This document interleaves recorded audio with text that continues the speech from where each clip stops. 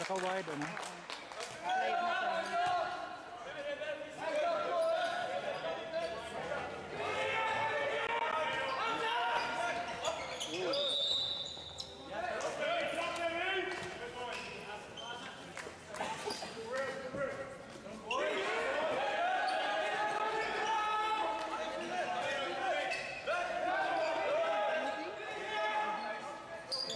Good.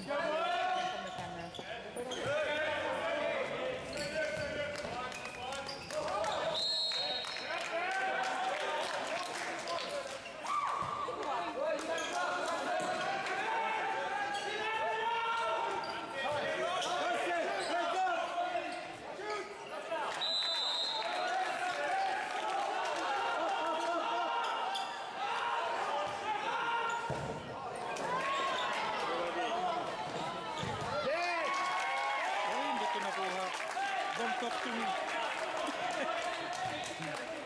Hindi, okay lang. Diba?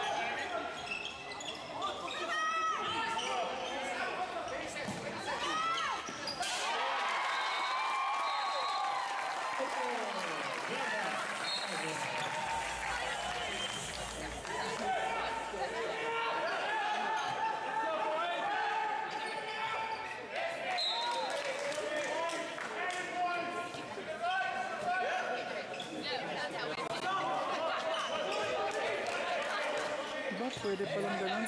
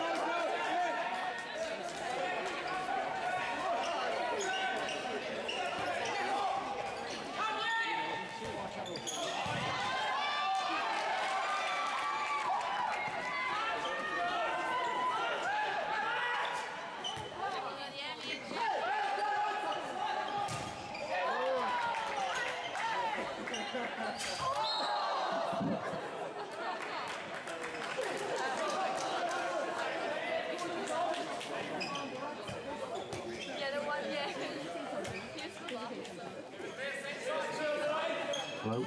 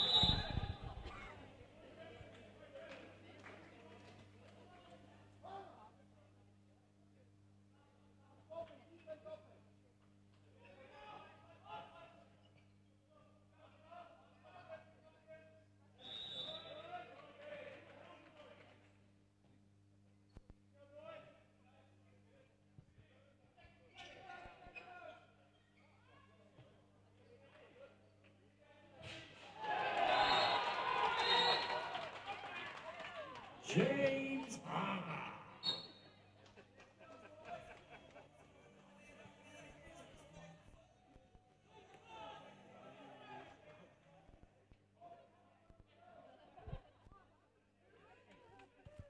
Can you do something like they do when they do commentaries during the game, like you're describing what's going on, stuff like that? Feeds out there. Huh? There's no 20 feeds out there. Should go through there. It is now. It's working. Yeah, it's working now. But it's But still they can still hear it. Yeah. So, That's why. oh, so you don't want You don't want to distract the players. Okay.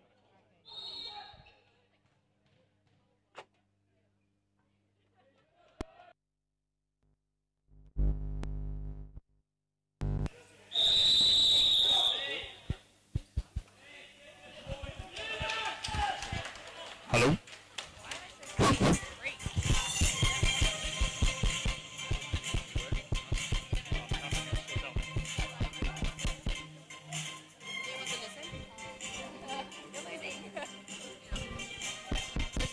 Hello? Hello? Sorry? There's a delay. Oh yeah, it's very delayed. Yeah, it is. Okay, that's fine. Yeah. Yeah, just take it off so you won't get confused. Yeah. Just take it off so you don't get confused. Just keep talking like it's like normal. Try not to make it too time specific.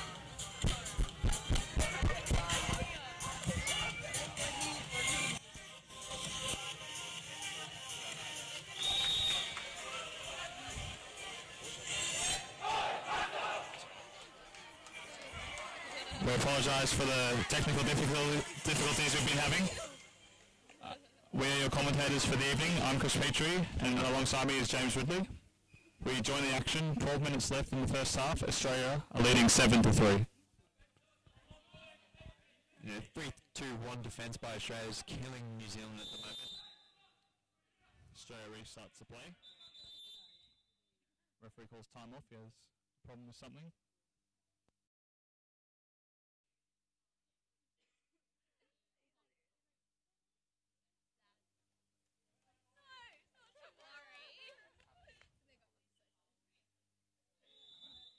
Plays back underway.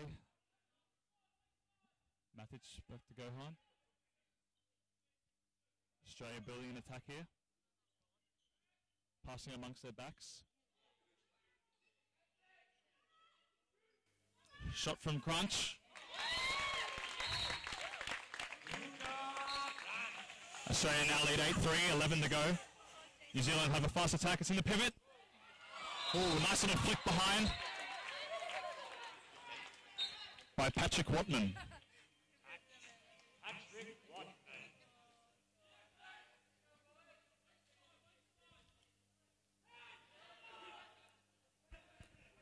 I think we can see more of that from the Kiwis pushing up the court fast.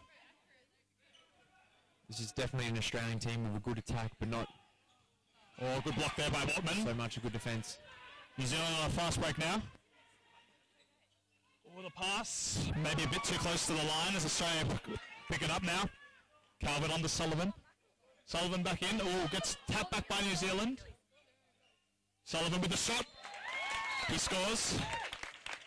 Australia now lead 9-4. 10 minutes and 46 seconds left in the first half. Of course, the winner of this two-game series will advance to the 2013 World Championships in Spain.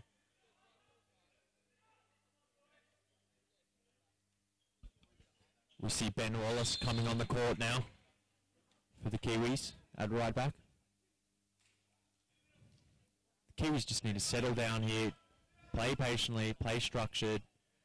It's a strong Australian defence.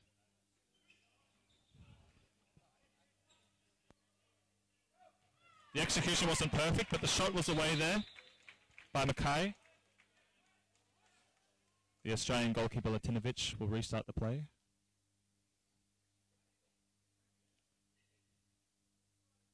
Gahan returns to the court. He seems to be the attacking option from coach Tape Ramadani, switching with Mitchell Hedges in attack. Pivot Fletcher. Penalty called by our official. The New Zealand defender was defending inside the 6 metre line. The IHF referees from Qatar. Bevan Calvert steps up now, take the 7 metre. Bevan Calvert playing his club handball in Germany. TSV Altentolz. Scored by number 4, Bevan Calvert. 10 for Australia. What can New Zealand do in response?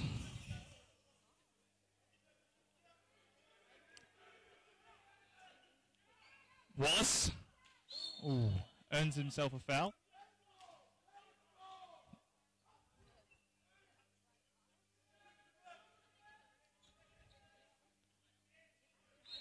Nice foul there by Hedges. New Zealand regroup now. Hedges out there again. Good foul by the young gun. Hedges having an impressive defensive effort, making lots of fouls. Simple save in the end for Latinovic as the fast break. Hedges, a bit of a fumble. Good recovery.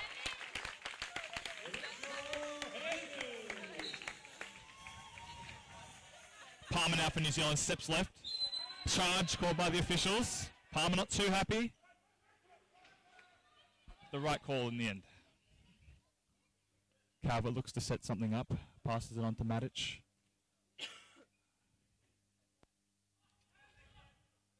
Sullivan now in the right wing position.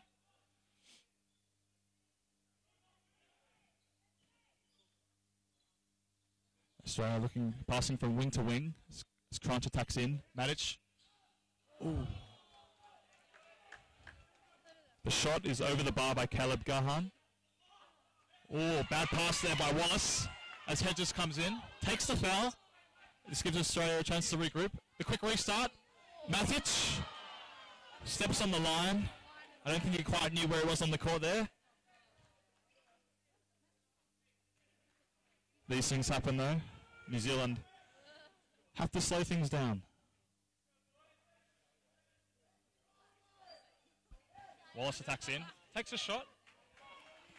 Latinovic eats it up and puts on another fast break to Crunch, who makes no mistake.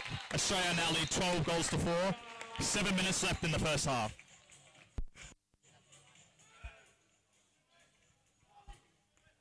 Look, this is a young New Zealand team. The oldest player on the court's 25 years of old. They just, the adrenaline's rushing through these boys. They need to settle down, play more patiently. A rush shot again. 2 minutes. Straight arm push according to our Qatari official. And it is Ogden Matic for Australia with serving the 2-minute suspension. Play continues now. It's a perfect opportunity for New Zealand to capitalise on this. 2-minute suspension. Roche. Palm now. Roche dummies in. Hedges once again doing his impressive effort in defence.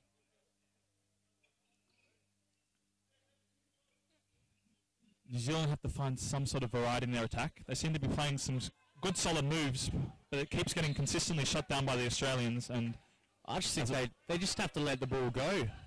Just holding the ball too long, each player. Yeah, they need to start off slow, build up the speed, trick the Australian defence. But as we say that, a nice goal from New Zealand. They get one back. 12-5 now. Tim Anderson is now on the court for Australia, making his debut for the senior team. Tim Anderson from the Hills Handball Club. A good young prospect. Let's see how he goes here in the right back position. Looking to get involved early. A bit of a fumble there, but it's good to see him getting involved. Latinovic comes out of his 6 metre zone. This is what the Australians are doing much better than New Zealand today. They're slowing down the attack. They're deciding what they're going to do. They're not rushing it, and the goals are coming. Calvert swings away through the legs of the goalkeeper, Robert Bradley. 5 minutes to go in the first half. 13-5 Australia's way. Well, hasn't Bevan Calvert come firing already, making his debut as a captain? Yeah, he's been in the senior team for quite a long time now, served in many World Cup campaigns. Finally gets his chance to lead the team. New Zealand attack in now. Play to the wing. The wing takes the foul. Nice contact there by Michael Sullivan for Australia. Nice little spin. The referee's found something. He's taken one too many steps there. Yeah. But with contact, so New Zealand will get the ball back. Let's just see if New Zealand can start building it slow and build up the tempo. Make the Australian defence guess what they're going to do. Callum Moonsey, the Canberra boy, makes his debut on the court today. Yeah, there was a foul there. Australia frustrated. They're defending their hearts out, just trying to get the ball back. On comes Mitchell Hedges to do his defensive role. He's defending, up the middle. Up the top middle, I should say. Another fast break attempt down the Crunch. Crunch fires the ball wide, but it was too close to the New Zealand goal and they've been pulled up for a line infringement. This is better. New Zealand with a bit of pace. Just couldn't quite find the shot there. Better pace to that one as a positive. Crunch overruns it. Another line infringement from Australia.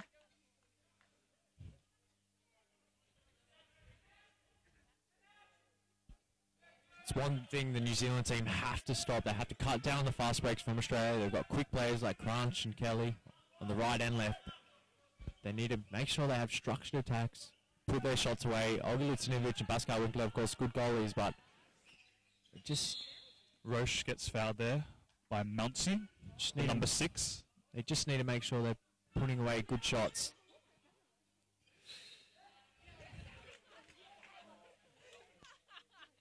New Zealand just have to stay focused. If something's not working, just move on to something else. I'm sure they've got plenty of plays that can help them out here.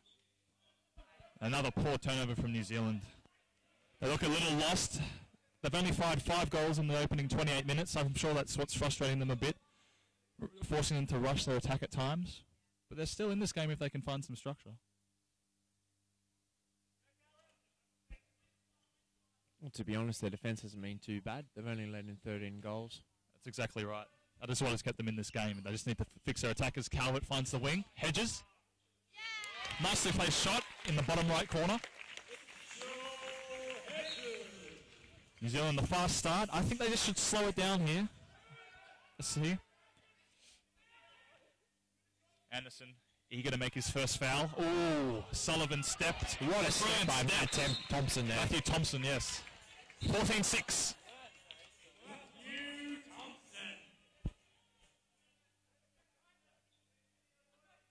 Play continues. Calvert positioning himself deep.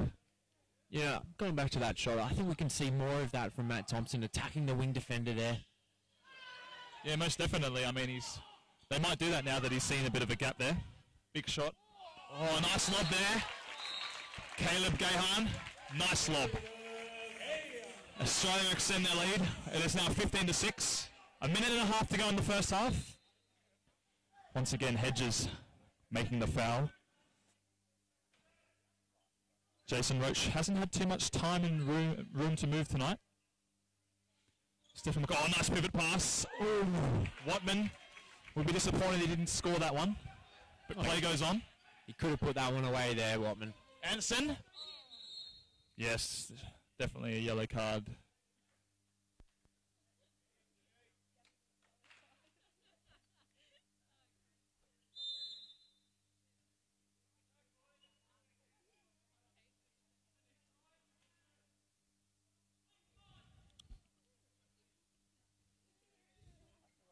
Calvin on the ball. Australia slow things down, taking the foul, regroup. 30 seconds left on the clock, 15-6 the score is. Gahan. Oh, tries one too many lobs. Worked the first time, but not the second. Can't blame him for trying. He's playing very brilliantly tonight. Oh yeah, playing well on his debut. Here we go. New Zealand attacking with some pace, earning some fouls, getting some threatening shots away. 3 seconds. 3 seconds. Counting down. There'll be one last attack. Nope. That signals the end of the first half. Australia leading 15-6.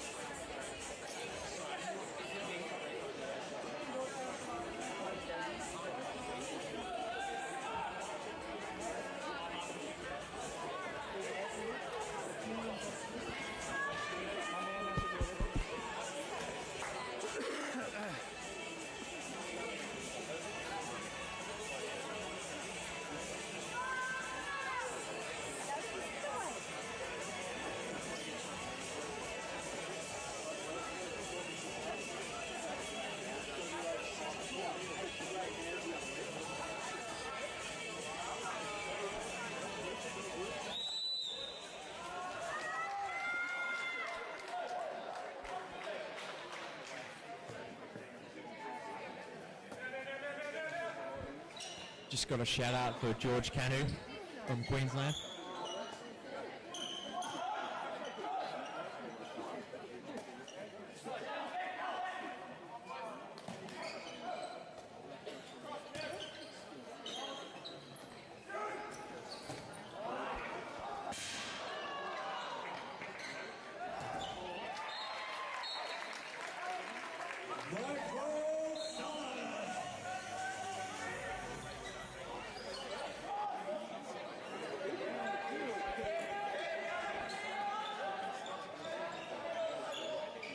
Hoping for a more structured New Zealand attack here, and it's looking actually a lot better than it was originally.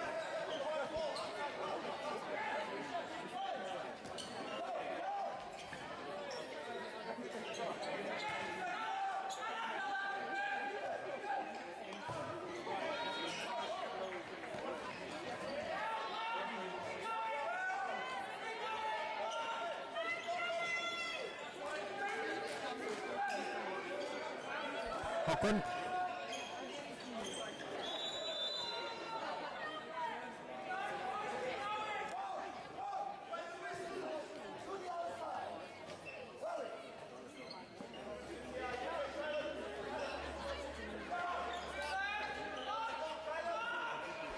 Roche. Shot by Cochran there.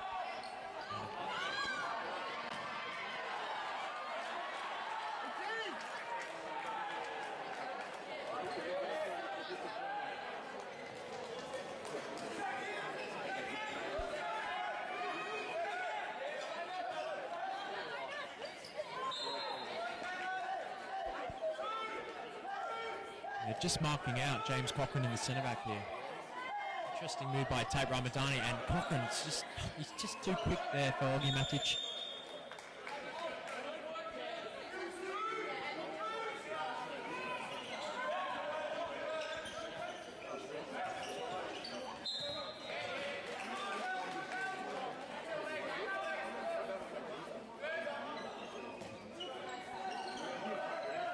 Roche.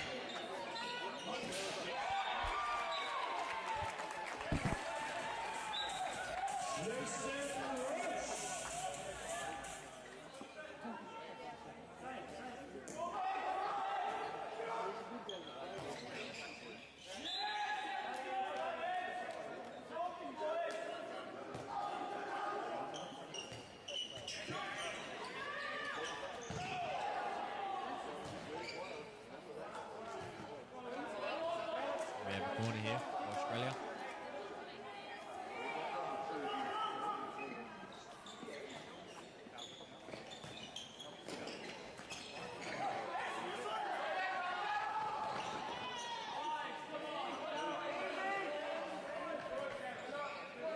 He's definitely feeling something out there. Could be his bad back. He's had long injury problems with his back.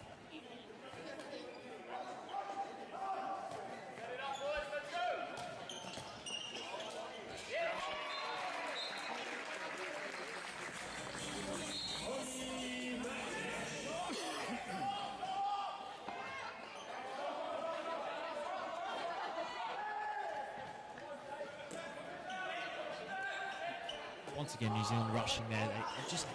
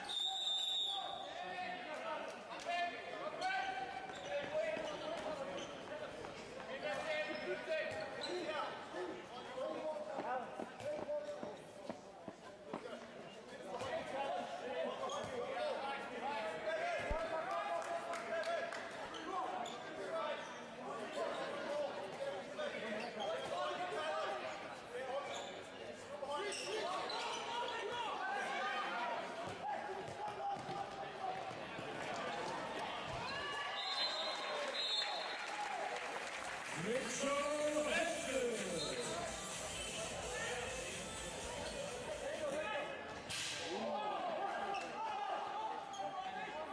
Not a bad shot by the number 7 there.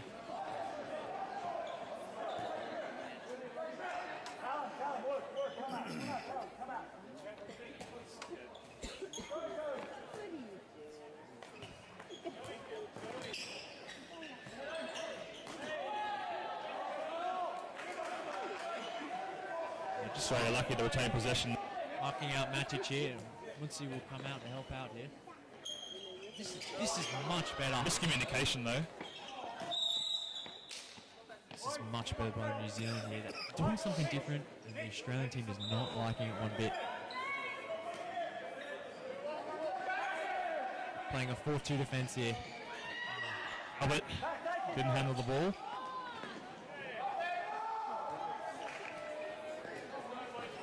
New Zealand will push up the court with Cochran.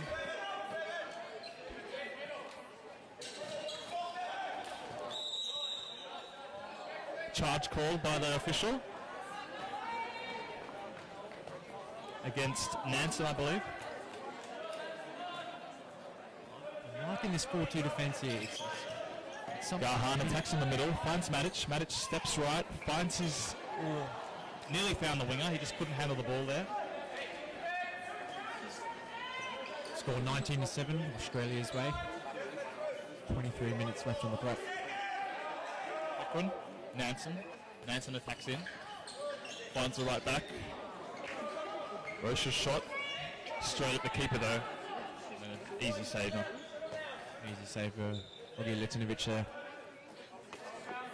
And once again we see this 4-2 defence taking out Matic and Calvert. There's a cross there.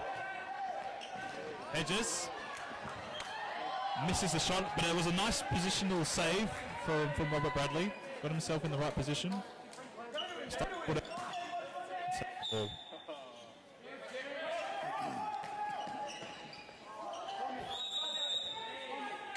The referee calling here, he's calling a foul. Australia will retain possession. Calvert's just taking one too many steps there. He needs to readjust his run, readjust his angle. Just nice shot there. Matic with the shot. Yeah, Luckily for Australia, not used to pivoting. Matic found himself in pivot position there. Didn't know what to do with it when he got it. They're coming out firing these Kiwis. They clearly want it here. Referee telling New Zealand to get back 3 metres from the ball. Calvert. Sullivan fumbles again. That's his second fumble in a matter of minutes. He'll be looking to correct that.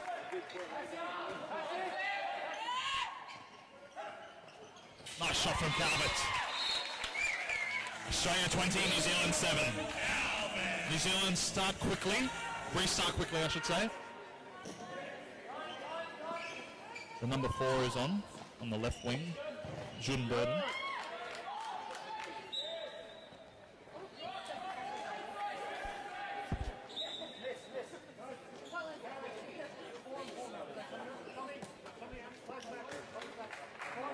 Nearly 10 minutes gone in the second half. Australia 20, New Zealand 7. Australia with possession. Gahan. Tommy Fletcher here moving to centre back. The Swedish boy. Sullivan. Here's Fletcher now. Finds Hedges. Hedges makes no mistake. 21-7 Australia.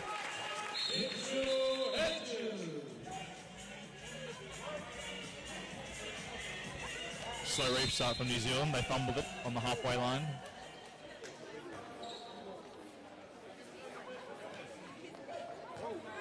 Cochran once again, playmaker. Young. What will he decide to play this? James Palmer's back on here, and so is Patrick Watman from pivot. Bad pass by Nansen. Good was on the Australian goal. Matic. Nice shot into the right-hand corner of the goal.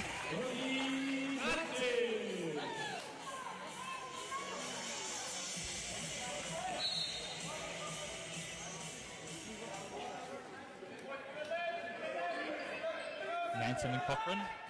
Left back playmaker combination. Combining again here. Some nice stepping work there from Palmer. Earns his team a foul. They get to reset their structure. You know, I think they can involve Patrick Rotman in the pivot a little more. Bring him out. Bring some Get the pivot out of position.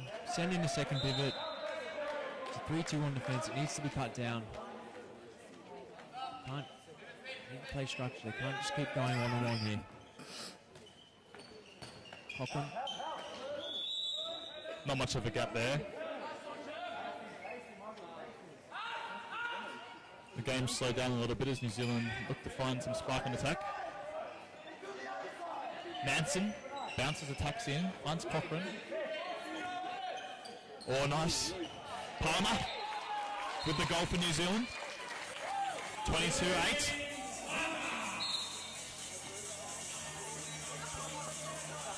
Tim Anderson back on the court now. I like that step to the outside by James Palmer there. It's been an effective step tonight. He's been attacking well. He's found a few gaps, found a few goals. He'll be pretty happy. This Gahan takes the foul. Not much happening there. Mitchell Hedges just coming in at the wrong time, the second pivot there. They need to spread out the defense. Some more tactics in New Zealand's defence. Cochran is marking out Matic. Well, they're continuing with that 4-2 defence there. Fletcher. Sullivan, a loopy ball out to Hedges. Gahan bounces, there's space on the right. No mistake, good shot. Australia 23-8. Sullivan with the goal. Watman restarts in the centre.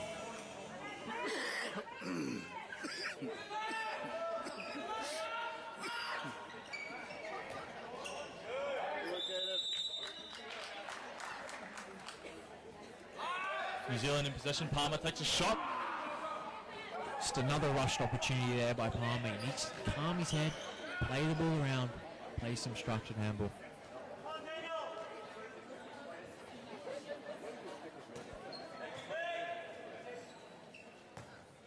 Dan Kelly is now on the court for Australia, playing in right wing. Gahan steps left, gets through. Good save. Bradley once again with the save. This deficit could have been a lot worse if Bradley wasn't keeping as well as he has tonight. Of course, Dan Kelly coming back from Denmark for this qualification tournament. Kelly tried to make a run, but they find Anderson. Anderson back to Fletcher. Gahan bounces the tacks in. Fletcher, dummies. Yeah. The referee's called a charge there. I think that was the right call there. The Australian team just looking a little clueless in attack, not knowing what to do. That attack definitely broke down quickly. Ramadani won't be too happy with that one. Another rush pass there by New Zealand. Calvert looks to be coming from the court for Anderson.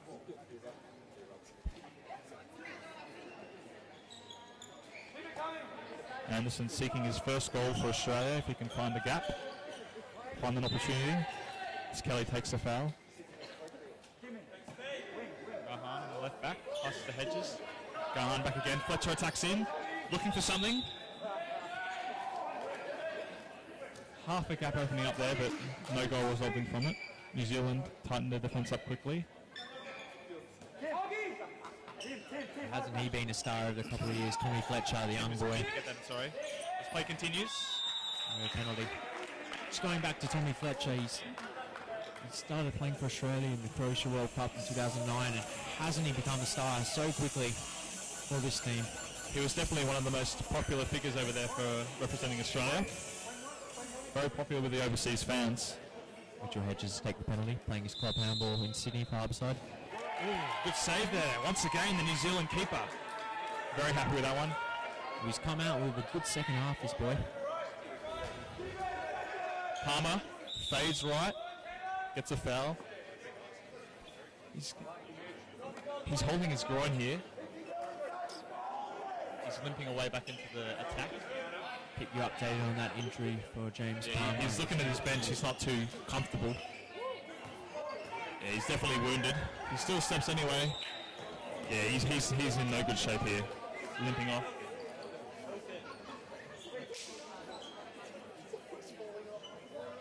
Bit of well,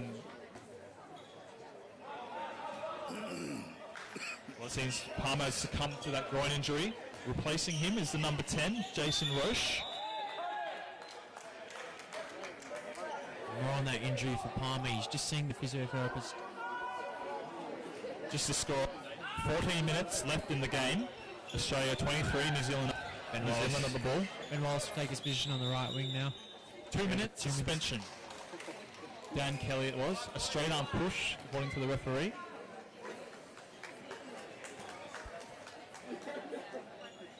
Simple. New Zealand have to capitalise on this situation they have now.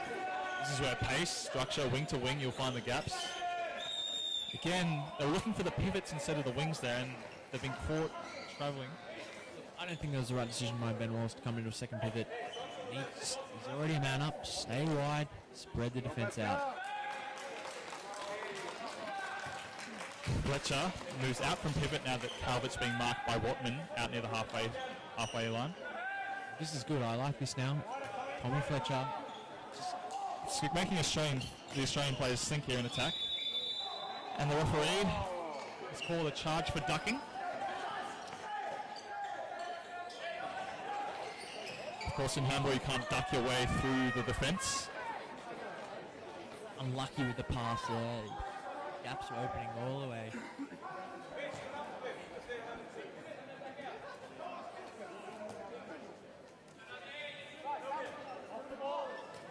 Well, New Zealand showed what they're going to do in defence now. How will Australia respond tactically to what New Zealand are doing?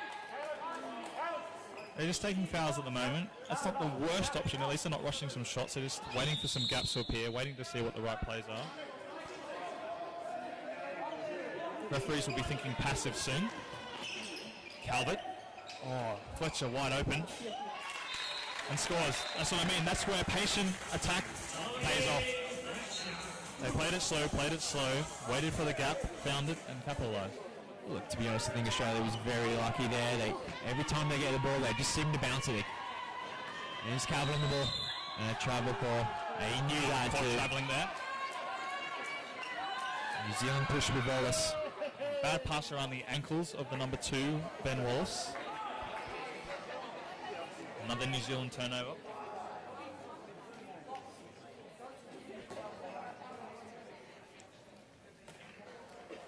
Australia have a lead of 16 goals here. And with 12 minutes to go, you'd suggest that Australia in an extremely strong position in game 1.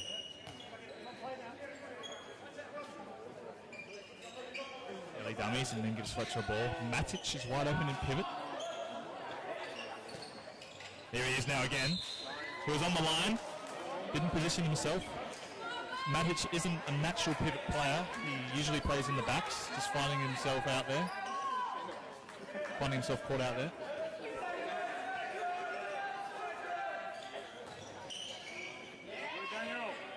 Often trying to force a pass out to the winger, Burden. Luckily, Calvert stepped in and got a hand to the ball, so New Zealand can restructure their attack again. Looking for Watman. Australia will push here. Fletcher.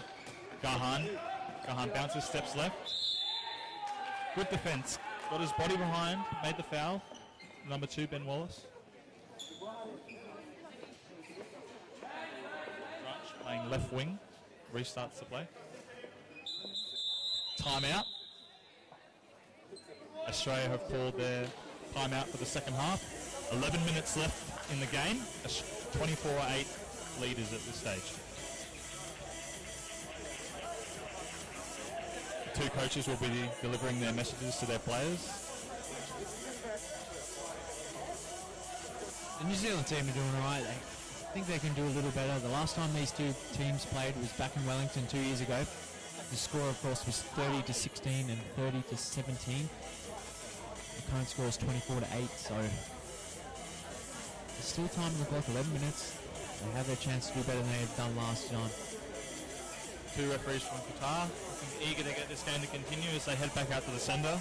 They'll blow the whistle to restart any second. Get the players back into their positions. Well, it's about 10 degrees here in Australia at the moment. These boys have come from Qatar where the temperature's about 40 to 45 degrees, so you can kind of feel for them.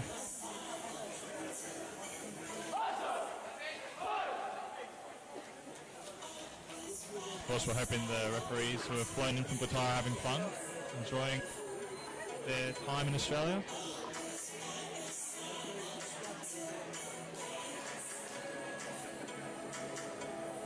Australia will pick up the ball about 15 metres out from the goal. Branch onto Fletcher. Fletcher finds Gahan, who's playing centre back now. Fletcher and Gahan have made a tactical switch. They've switched each positions. As I said, Gahan now centre, Fletcher in left. As I say that, it looks like they've gone back to their original structure. Kelly finds the ball with a spin shot. Past the keeper. They extend their lead. 17 goals. Cochrane, once again, resuming his playmaker role. He'll be keen to get some structure out there. I'm sure the coach would have addressed it in the timeout. What he needs to do to help lift his team and get the scoreboard back to the action. Palmer.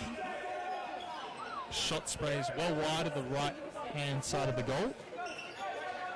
And once again, Australia will look to extend their lead.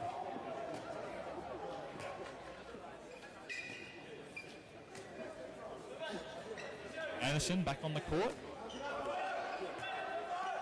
The Hills Handball Club player representing his club here. Here's another Hills Handball Club player, Luca Crunch. Here's Anderson. Here's a shot. There is his first goal for Australia. He'll be very happy with that one.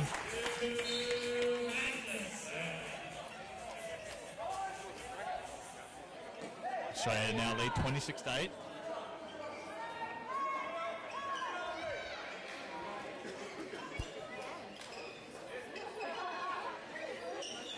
New Zealand trying some wing crosses here.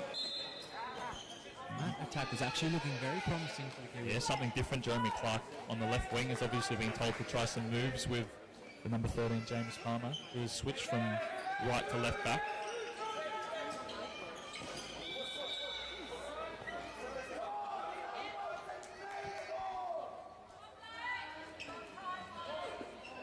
Restarts the play as he resumes his rolling pivot.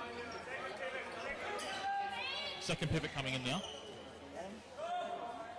But the attack once again breaks down. Of course, the veteran on the team, Pascal Winkler, has taken it to the cage. Very experienced goalkeeper. Will definitely not do Australia's defence any harm. He'll save a lot. Making his debut for Australia. Fletcher with a... Sorry, nice shot there by Fletcher. 27-8. 8 minutes left in this game. Play continues here. Palmer, always eager to look for a shot.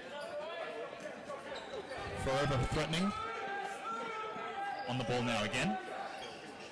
Pivot pass is quite nice. Timeout called by the Qatari ref, and he's going to give Calvert 2 minutes. That's his second 2 minutes of the game. Well, not long. We could be seeing a red card for the captain. 3 2-minute suspensions in handball results in a red card. As I said, Calvert has received 2.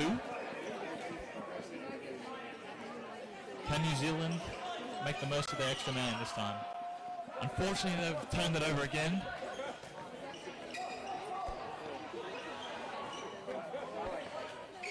Fletcher. Loopy pass on to Gahan.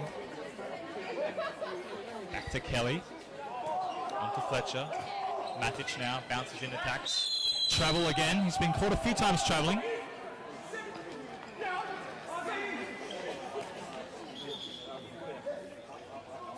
Referee tells Palmer to take it back from the mark where the travel was committed.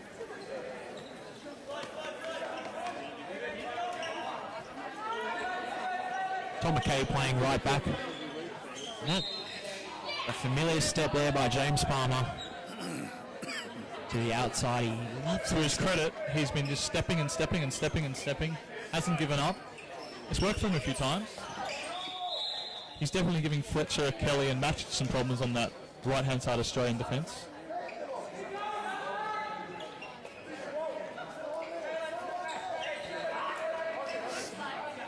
Bad hands there from Ben Wallace. Another turnover for New Zealand.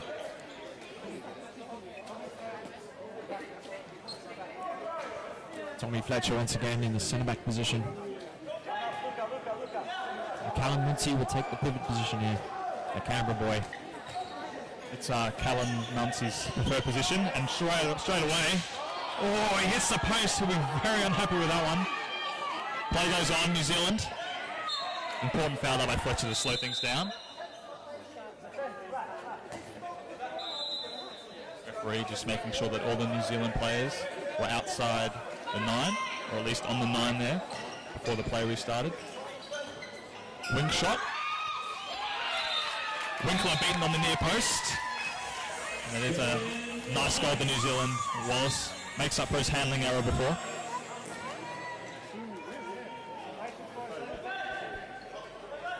Anderson and Fletcher there. Combining Crunch, left winger. Has an opportunity. Spins it in. Nice shot there. 5.5 to go in the game. 28-9 Australia's way. A charge call. Good defence by Anderson. Positioned his body well, resulting in the charge called by the referees. Mouncey, a bit scrappy.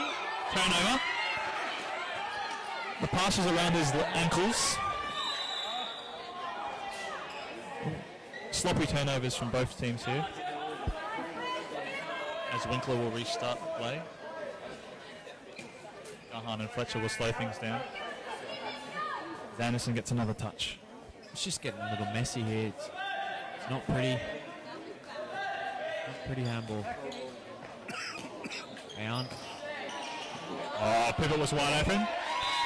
Good thing about the Australian players today is if they've missed a shot, they have tend to respond with a goal the next time they get the opportunity.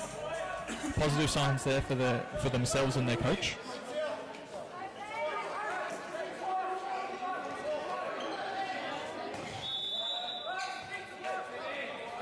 Anderson with the foul on there. Around the shoulders. That's fine. Two pivots coming in, Watman and Wallace, but a Kelly fast break. A nice jump from Kelly. Leapt into the 6 metre zone, watched the keeper and slotted it perfectly. Australia 30, New Zealand 9. This scoreboard's really blown out, especially in the second half. Not too many goals found from New Zealand. Even in the second half of in the last half of the first half, struggled to find some goals, and it's been the same in the second.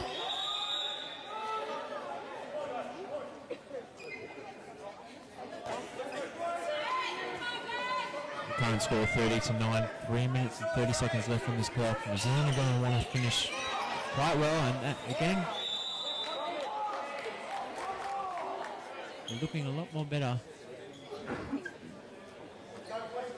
New Zealand's aim for the last 3 minutes will just be reduce the goals that are coming in, reduce the fast breaks from sloppy turnovers, try and get a few back on their own. That's all they can do here, and the coach can have some positives to take out of this.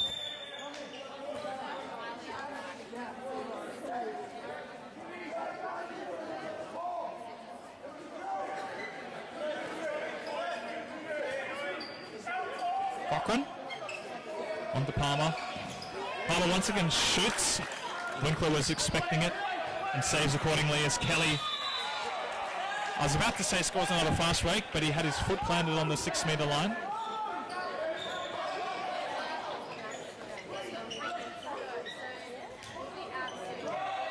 That spin shot was too telegraphed there by McKay.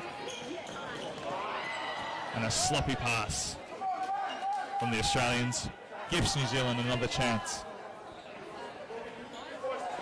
Australia currently lead by 21 goals with 2 minutes and 20 seconds to go. 30-9.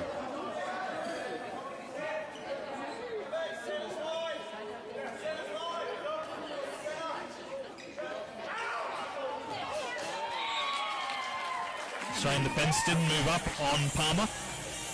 They should know by now that he's going to keep coming at them. Credit to Palmer though. He sees an opportunity and he swoops.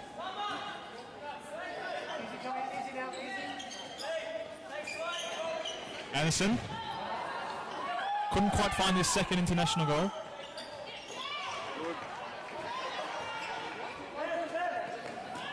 Crunch with the shot.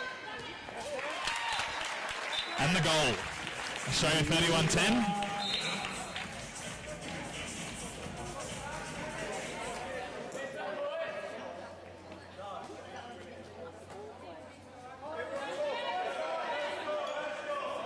One minute, 20 seconds remaining. What are the referees going to call here? They'll call the New Zealand's ball from the corner line.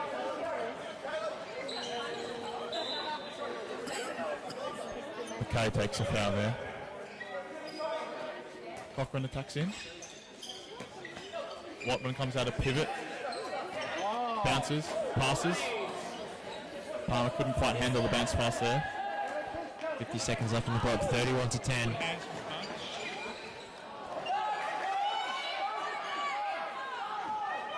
Didn't have much of an angle to shoot with. Oh, it's heavy contact. Kelly on McKay. McKay limps a bit. Maybe he just took a knee to the thigh there. 26 seconds remain. Australia still lead 31-10.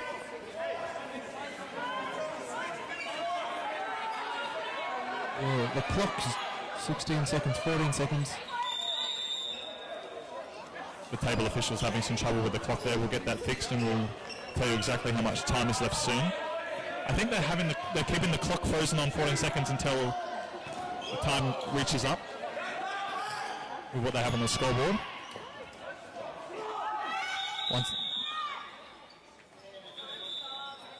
Yeah, timeout call. They're going to have to fix this issue here with the clock. Without knowing 100% how long left, the score is Australia 31-10, roughly half a minute to go. I think it could even be less than half a minute, to be honest.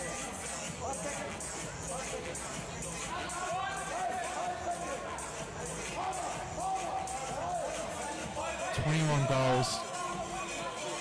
Deficit is. Play continues. I think the referees at the table had an agreement. And they had an agreement. I think they signalled 5 seconds to go. And I think that the full-time siren is gone, but New Zealand have a 9-metre foul, so they can't pass it. They can only shoot here over the wall. They cannot move their feet mark either. It'll be Palmer with the honours, and he blazes it over.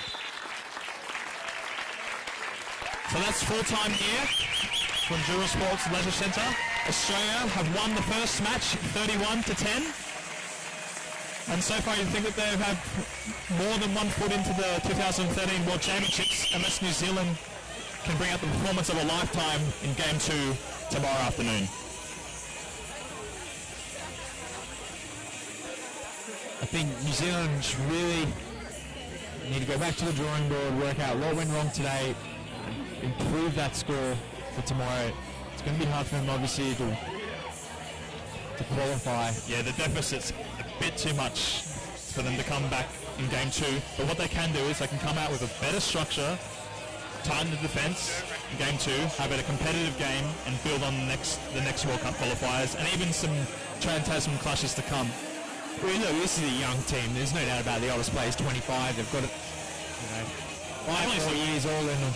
Yeah, definitely some positives from each individual. Like, maybe as a team it's going to take some time to gel. At the scoreboard reflected today, Australia a much more experienced team, and no doubt that they were the massive favourites coming into this clash. But, you know, as you said, it was a young team. They got some good young players. Palmer really showed what he can do with his step and shooting confidence. As we see Australia celebrating to the crowd, they're very happy with the display that they put on tonight. And I think Ramadani can just tweak a few defensive lapses, get some attacking, be ready for next game. They're well and truly on their way to Spain with performances like this.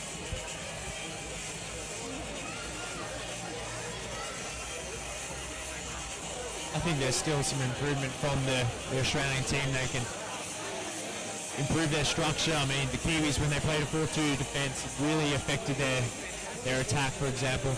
Yeah, they seemed a bit, start-stop when New Zealand changed their defensive formation, which wasn't, the greatest response that Ramadani was looking from his players when that happened. But, you know, there's still plenty of time before Spain. They've got one more game to go here. And, you know, unless New Zealand come out and have a massive win tomorrow, Australia are on their way, and they just have to choose the right players, choose the right structures, and learn from mistakes. That's pretty much all Ramadani has to say. It's all about experience for both these teams. They need as many game practices as possible, and opportunities like this are good for both of these nations to get that experience, and both teams will learn from this. Most definitely. Australia have been in past World Championships, and they will even admit that they have been the most competitive force against the top nations, so they'll just have to do their research, see what the current top nations of handball are doing, adjust to that, and try and be as competitive as ever.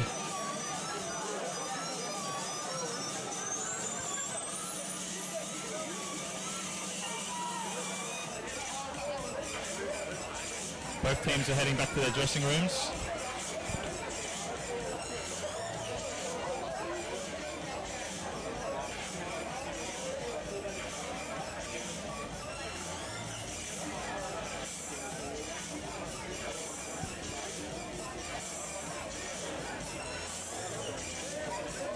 Once again, I'll say Australia has won this match 31-10 over New Zealand here at Jewel Sports and Leisure Centre. Game 2 will be at the same venue at 4 p.m. I believe the game will begin. And that'll about do us here. I'm Chris Petrie, and alongside me was James Ridley. I hope you enjoyed the coverage, and I'll see you tomorrow.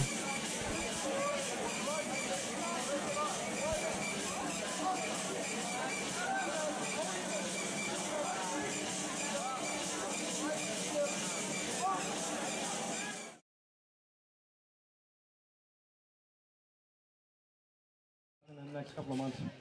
And more preparation happened this morning, or was it like a relaxed day?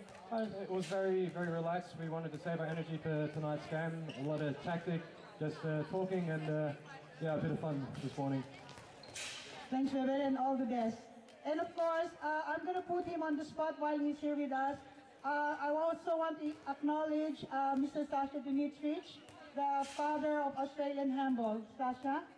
And Mr. Scott Burnside, of course, you know, the president of New South Wales Handball Association, who is hosting the Oceania Qualifier. Sasha, any words for both teams' game today?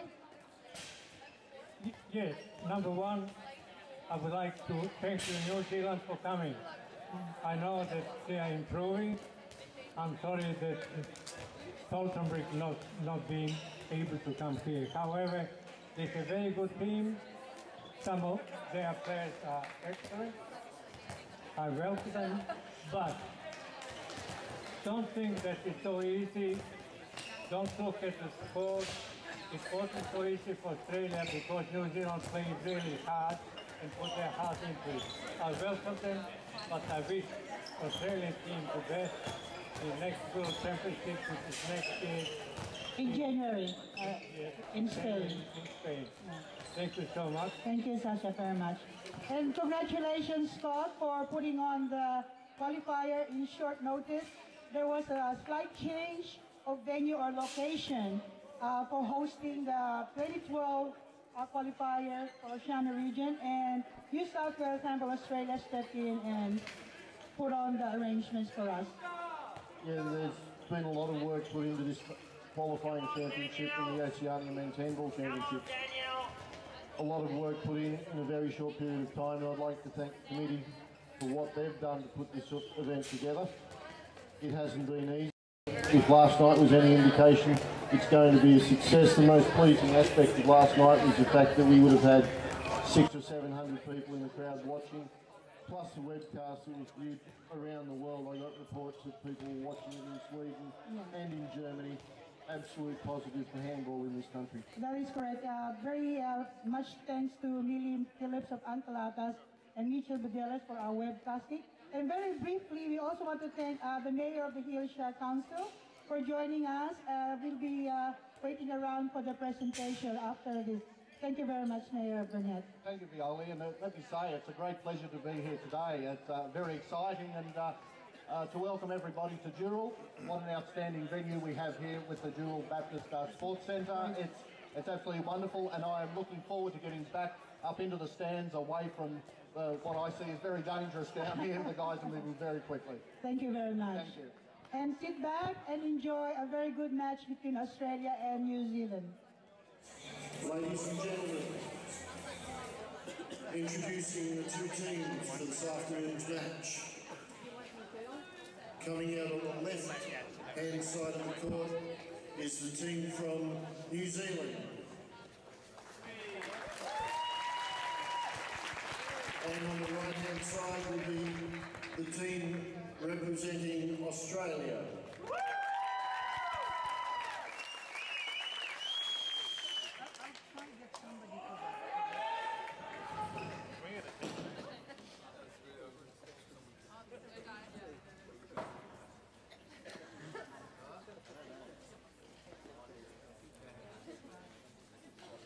Come on, Daniel.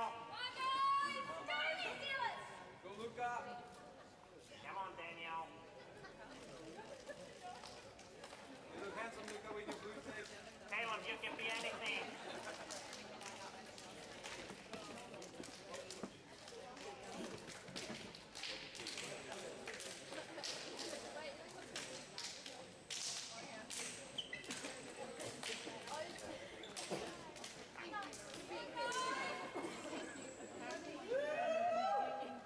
Ladies and gentlemen, introducing the players. The Australian team. Number 4 and captain, Bevan Calvert. Number 1 is Oggy Latinovich. Number 16 is Pascal Winkler. Number 5, Tommy Fletcher. Number 6, Callum Mounsey. Number 10, Caleb Gahan. Number 11, Michael Sullivan. Number 14, Mitchell Hedges. Number 15 is Daniel Kelly. Number 17, Tim Anderson. Number 20, Luca Grant. Number 21 is Oggy Matic. Representing New Zealand, captain number 3 is James Cochran. Number 12, James Nixon. Number 1 is Robert Bradley. Number 2, Ben Wallace. Number 4, June Burden. Number 6, Tim Rayner. Number 7, Anthony Nancy. Number 8, Jeremy Clark. Number 10, Jason Roach. Number 11, Thomas Mackay. Number 13 is James Farmer. 14, Matthew Thompson. And 15, Patrick Watman. Introducing the referees from Qatar, Saleh Banatra and Mansour Al-Suwaidi. Ladies and gentlemen, if you can be upstanding for the playing of the national anthems.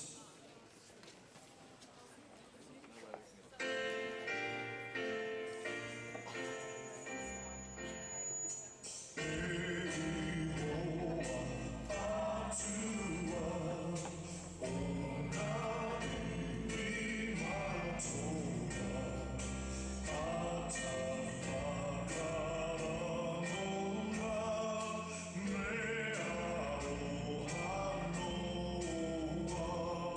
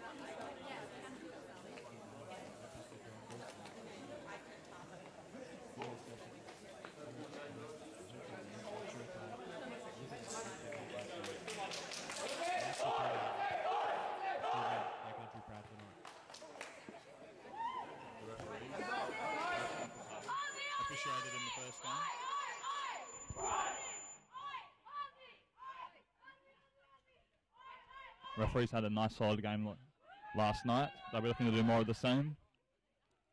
Australia wearing all green today, and New Zealand in all black. Just a shout out to the Northern Territory fans watching, as well as all those fans around Australia, and of course overseas in Denmark and Germany, where Bevan Calvert, and Sweden, where Tommy Fletcher plays in. New Zealand have the first attack of this afternoon's match. Looking full of enthusiasm to start. Oh, turnover. Fletcher wasn't looking as Matic passes him the ball. Australia just looking to slow things down. There was no need to pass him the ball there. Tommy Fletcher running up the court to the pivot position. It's one of those early things. Bit of nerves, perhaps.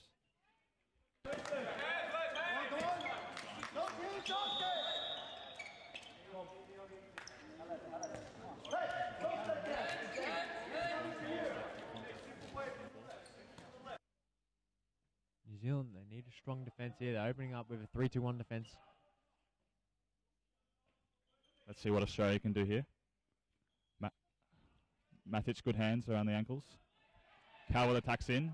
Straight through the New Zealand defence and scores our opening goal. Australia 1, New Zealand 0. A minute and a half gone. Nansen does a cross with Palmer. Palmer bounces. Takes a nice foul there from Mitchell Hedges.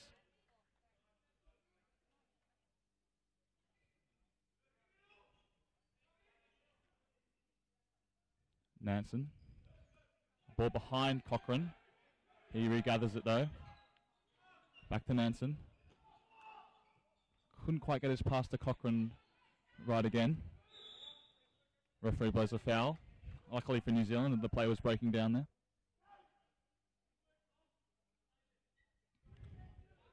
Watman will restart. Here's New Zealand's pivot. They have two pivots in there, Mackay and Watman. The shot from Nansen. The bounces before Latinovic and gets past his foot. We are 1-1. Well, New Zealand, they just need to open their eyes there. They could have done that. It was a 3-on-2 situation on the left side of the court. They could have done that earlier on. They just need to open their eyes and look what's in front of them. Garn and Calvert. Matic, another good hands displayed there by Garn. Calvert, back to Garn, onto Matic. Matic finds the winger of Crunch. Crunch's first shot of this afternoon is a beauty. Bottom right corner. Nixon couldn't save that one. Nansen runs into Matic. Once again, we see this quick start from the Kiwi boys. That's good. They're looking to really get in the faces of Australia with the ball. Nansen passed to Watman. Watman tries to find Mackay, but he was held back there by Calvert legally. Oh, Kelly couldn't control the ball. And New Zealand off the hook there. Palmer. Travel. Called by our Qatari ref. The New Zealand coach wasn't too happy with the call, but play goes on nonetheless.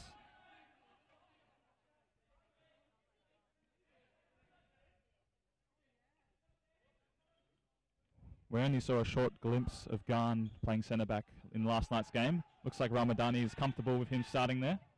Good save there by Nixon. Well, Watman wasn't expecting that, but the pass there wasn't good. It was behind his back. Wasted possession there. I'm sure they'll be very disappointed because there was a lot of similar errors displayed yesterday. I'm not too sure why you went for that pass there. Just need to settle down. They're doing well in defence here, the Kiwis. Crunch looking to suck in that left defender. And it's a nice shot there by Garn. That's his first goal of this afternoon. He scored many goals last night. Good start. Nansen looking for Mackay and pivot. First Yellow disciplinary card. action of the afternoon. Goes to Matic, the number 21.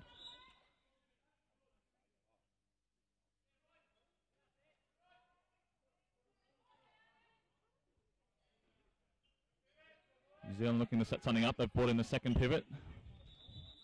Referee blows time off here. He's found something. Fletcher. Tommy Fletcher there. Yeah, tugging the shirt of Watman or Mackay, one of the pivots in there. Just a little too aggressive on the pivot there. Australia's just... Watman comes out, doing a pivot out move. Couldn't quite execute that one as... Well, time off again here.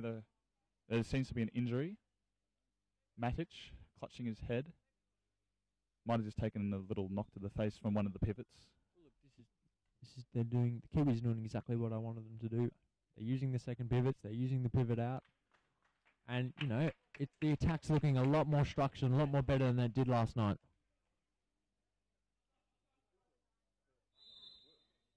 Matic recovers as play continues. New Zealand on the ball. Australia lead 3-1, 5 minutes gone. Oh, Bevan Calvert there with the contact on Nansen. Referee blows a foul. New Zealand will continue to attack.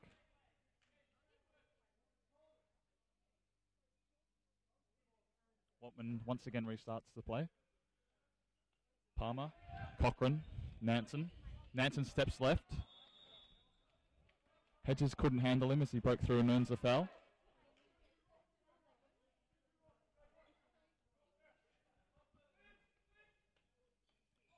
Ooh, yeah, travel. He just tripped over his feet there and stepped 4 or 5 times. I don't know why Palmer's disputing that one. Yeah, I think when he tripped over his feet, he didn't realise that he stuttered his steps.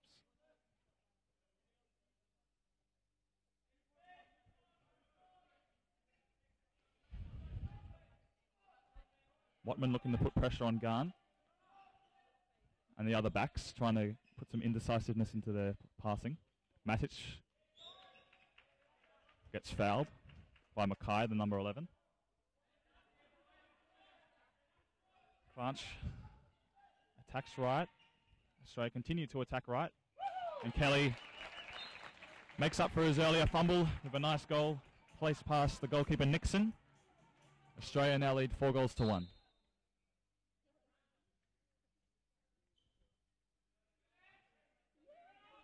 Cochrane communicating with his pivot Watman. We'll see if anything escalates from that. Yeah, here's the pivot out. I think that's what they were trying to say. Here it is. Couldn't quite get the pass out to the winger. Palmer, with his back turned, he's going to get disciplined for this because he impeded Kelly with trying to catch the ball. If he had been turning around facing the ball, he actually might have had a chance to intercept that. But instead, now a foul gives Australia another chance to get a 5th. But going back to that pivot out there, Patrick Watman doing good, getting the ball out onto the 9 metre, but he just needs to attack in it on the other side, on the right of the number 2. He's just not running that right line that he should be. Crossing now. Oh, nice pass to Fletcher. Great save by Nixon. Calvert with a rebound. Unlucky for New Zealand. I mean, it was good attack by Australia. Unlucky for Nixon more because he made the save in the deflection.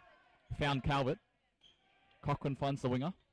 Dummies and shoots, but steps on the line. Number 14 for New Zealand. Matt Thompson there. Nice little step.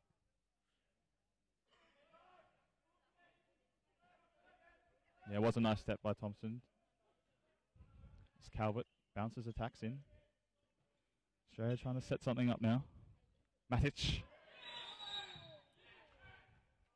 Yellow card to Watman because he defended Matic from behind, pushing him into Mackay, who gets up, clutching his head, took a knock to the face. He's signalling to his bench to come off.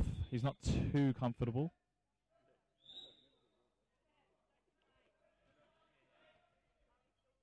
He'll continue though. He seems to have his vision a bit blurred by the knock. He'll keep battling on. Wonder if Matic will target him now. Pass to Fletcher. Good pass by Luca Crunch. On to Fletcher who scores. Australia now leads 6-1. Close to 10 minutes gone in the first half.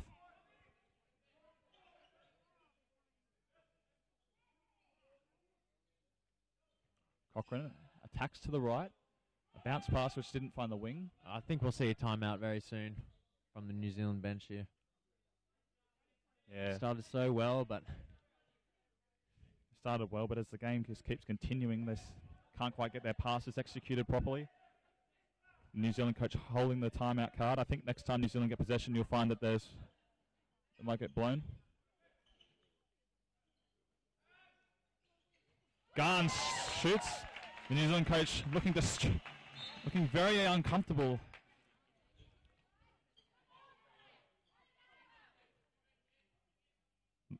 The New Zealand coach very close to handing that timeout card over, just not doing it at the moment, just seeing what they can provide here. This could be the final straw as another foul blown. Jason Roche takes his position on the right wing for New Zealand, number 10. He's had a lot of experience, this boy.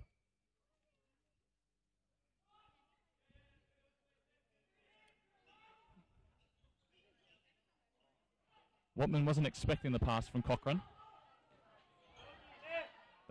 The ball came off Palmer. Kelly with a quick restart. Calvert steps left, finds Garn running onto the ball. Matic bounces now. Back to Garn in the middle. They're slowing things down now, trying to reconsider what plan they were going to execute there.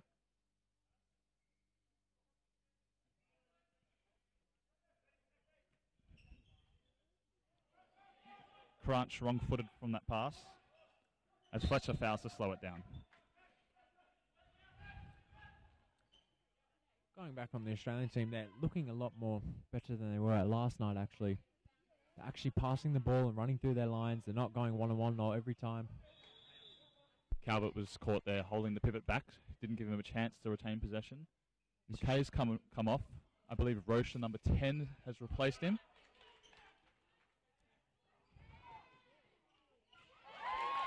And a nice goal there.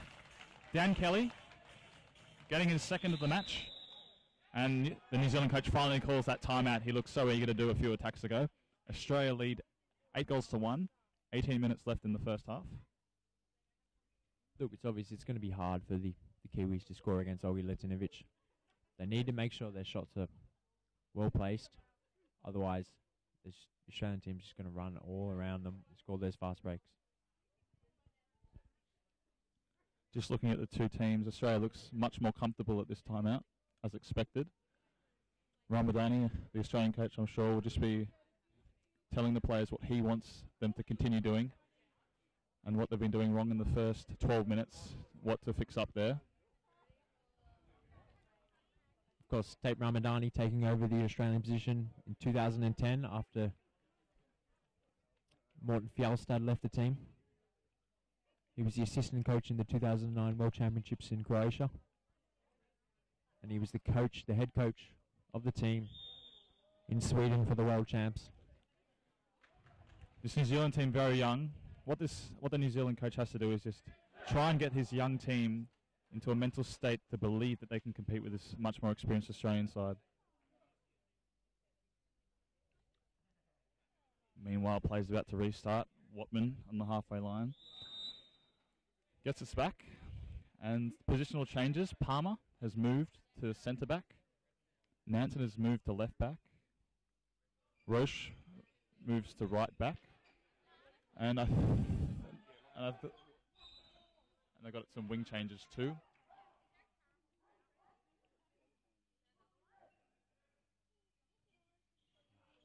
Another rush opportunity. The Kiwis just need to let the ball go, pass with each other. Matic sees some room and it skyrockets over the goal.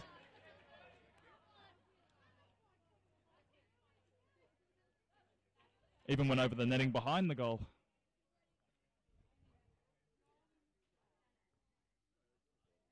All he can do is smile about that one now.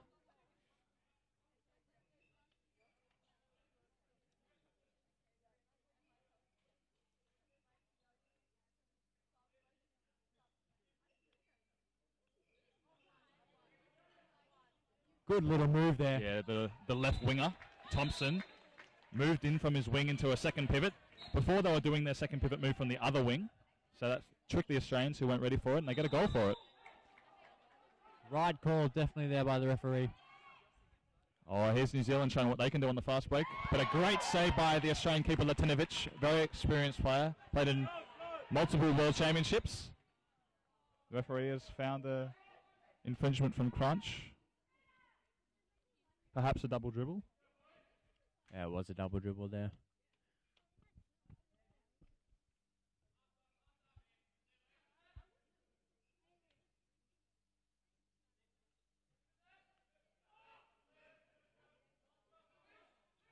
Manson has a shot. Gets past Latinovic. Wasn't the fastest shot in the world, but just well placed.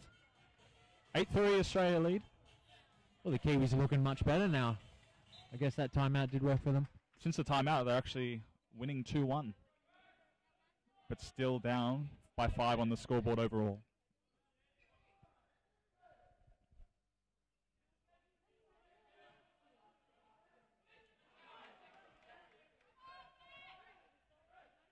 Credit to the New Zealand coach. He would have told them to do those new moves at the timeout huddle.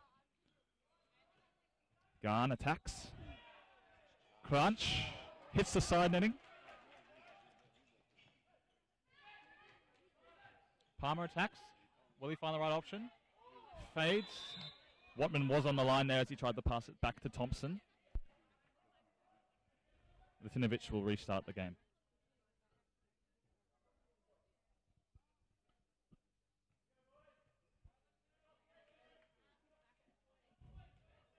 Australia captain Bevan Calvert telling the team to set it up. Garn will decide the move from centre back. Matic crosses, a bit low, but well recovered by Garn, who finds the right pass. And Luca Crunch scores another goal.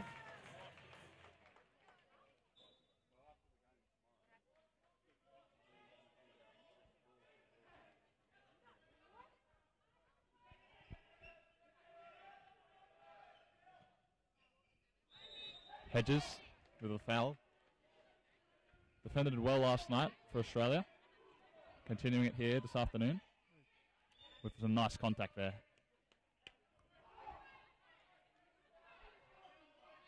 Palmer steps. Telegraph moved the pivot. If Calvert was a little bit less rough on the pivot, they actually would have continued, and Kelly would have had a chance to run the length of the court to score. Palmer breaks through, tries to do a spin shot. And a penalty and a yellow card to Calvert.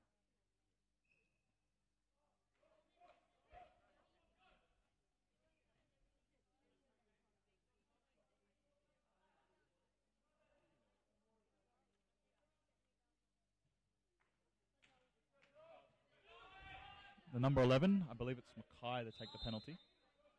Latinovic stands tall, but couldn't quite get the save in. Nice shot. Did what he had to do as he comes back off the court now.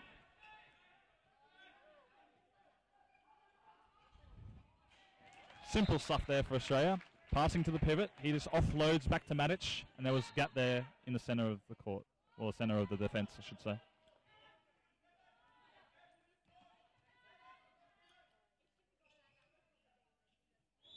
Nansen stepped in, takes a foul.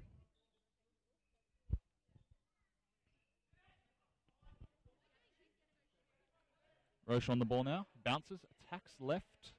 Tries to find a pass to Watman. New Zealand really like to take the contact and look for the pivot.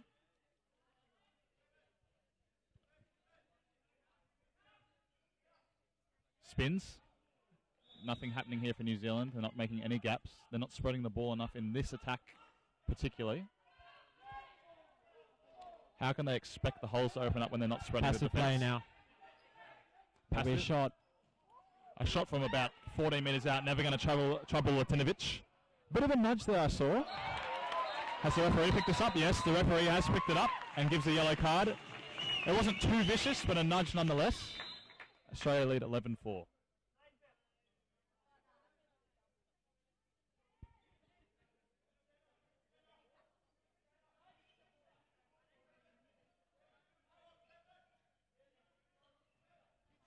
Nansen hesitated.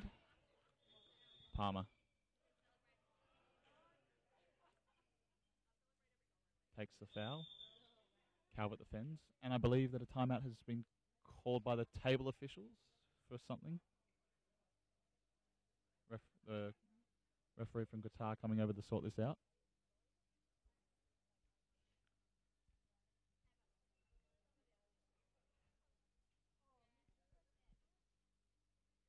Referees communicating through their headsets about something.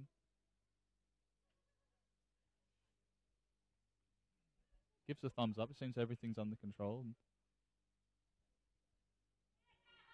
Sometimes they do this just to double check something like about a player's discipline, see if they've had too many yellow cards, etc. But I'm not sure exactly what that one was about. New Zealand continue attacking. Dummy from Roche. Look, they just need to take less steps, New Zealand. They're taking too many, always 3 steps. Try, cut down, take 2 steps only. Get the ball. Palmer there with a wayward pass over the head of Thompson. They need to run off the ball, produce quick, good passes. There's no point doing all this dummying and fakes.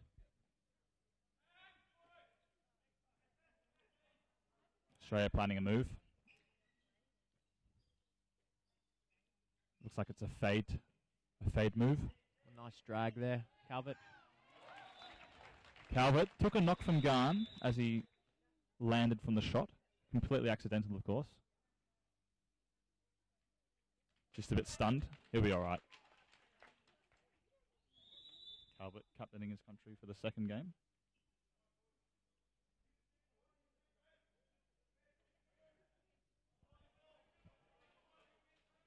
Second pivot comes in. Thompson moves. Oh, a nice dummy there from Nansen. Runs into Calvert, earns a charge.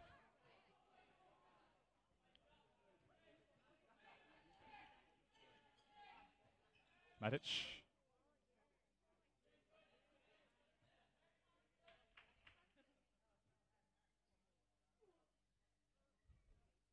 Australia setting up again. We have a change. Mountsie has moved into pivot.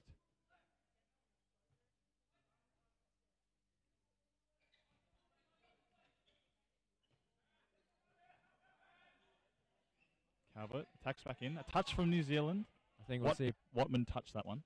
Good defence there by New Zealand. The referee saw it differently.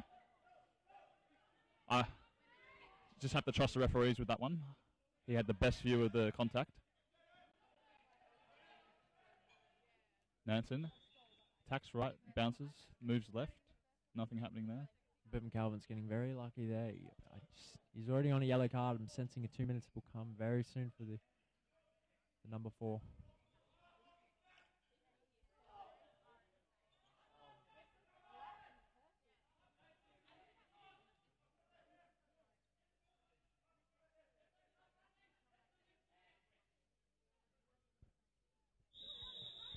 Timeout called by Australian coach Tape Ramadani.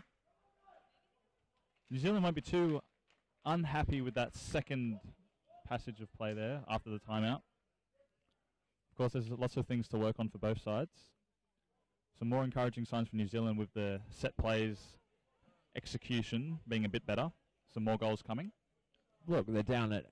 The reality is they're down by 8 goals. There's 9 minutes left. They need to really... If they want to have a chance of doing well against this Australian team, they're going to have to catch up a few more goals before halftime. I'll put it this way. The first 10 minutes they conceded 8. The next 10 minutes they've only conceded 4. So they've halved the amounts of goals that are being scored against them.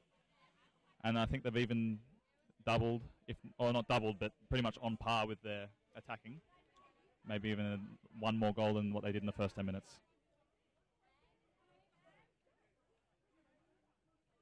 And as a result, the New Zealanders look a bit more calm this time out. The coach just assertively getting his message across, trying to fire his team up. Australia, on the other hand, calm as ever.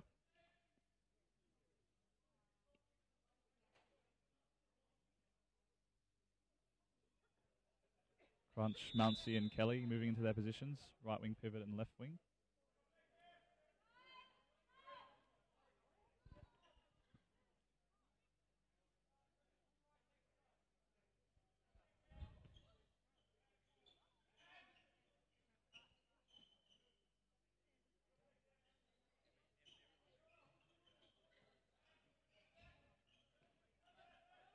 Matic looked a little lost there, but nice run from Crunch. Gave Matic an option.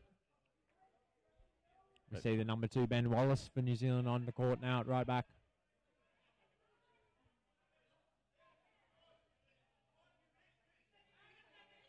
And once again, the second pivot. Hedges in his face, couldn't hold on to him, which allows the winger to potentially have a shot, but he didn't back himself on the angle and made a nice pass to Thompson, actually. He couldn't finish it.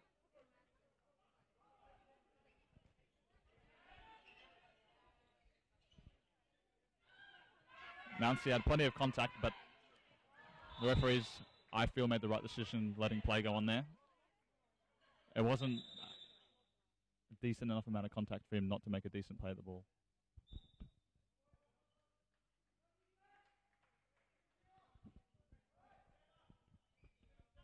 Cochrane back on playing centre back. And potential cross. Nansen tried to get a cross going, a wing cross. But Cochrane decided to go right instead.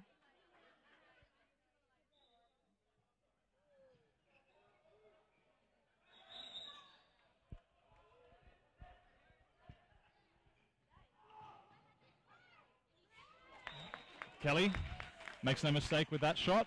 Australia now leading 13-4. 7.5 minutes left in the first half.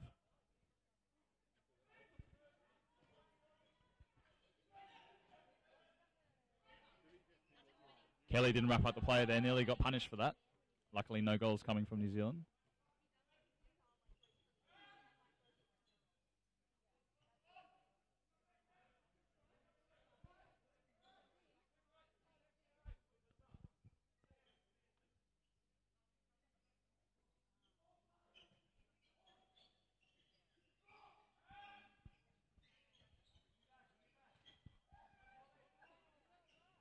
Mounsey hits the cameraman there to the right of the goal. With his shot. Well, you'd be crazy to stand behind the goal, you would be. Well, that's the risk you take as a cameraman. Rayner, fresh on the court. First shot, first goal.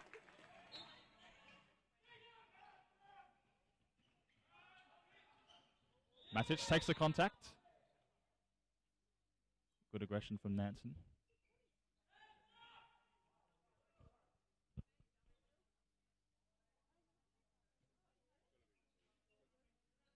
Australia. Oh, nice shot from Matic. Australia lead 14-5 now. Number 2 for New Zealand limping a little bit, but he's trying to run back into position. I think Ben Wallace will be all right. I think it's just one of those knocks. Yeah, he seems to have his right leg have a knee protection on it. Might have just had a little tweak of the knee there, but he seems okay.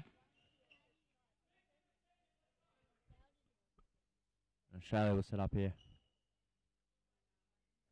Matic comes off and Tim Anderson makes his first appearance for this afternoon.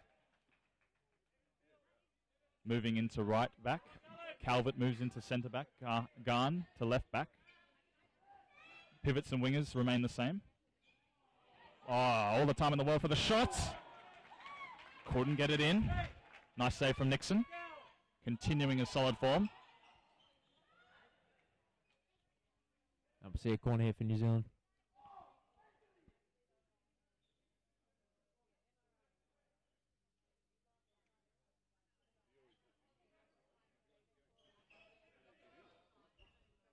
John McKay. McKay steps on the line. 2-minute suspension coming for Garn for a straight arm push as he tried to deliver his shot. Garn a bit perplexed by it, but has to take the decision.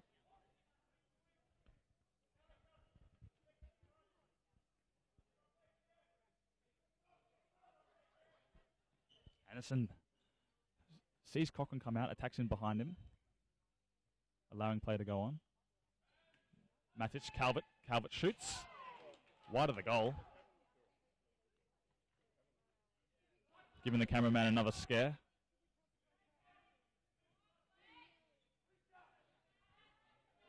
Palmer back on the court, playing right back. I believe Roche has left the court for him. Yes. Second pivot again, Mackay. Goal scored. I believe it was Palmer.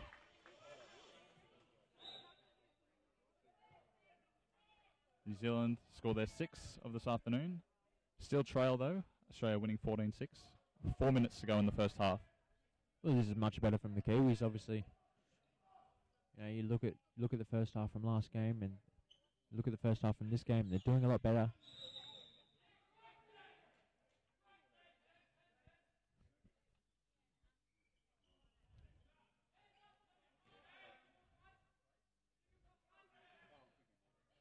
Anderson. Matic. I think we'll see passive here. Yeah, there we go. Good pickup. Still passive though. Passive doesn't just like, oh, Kelly brought down.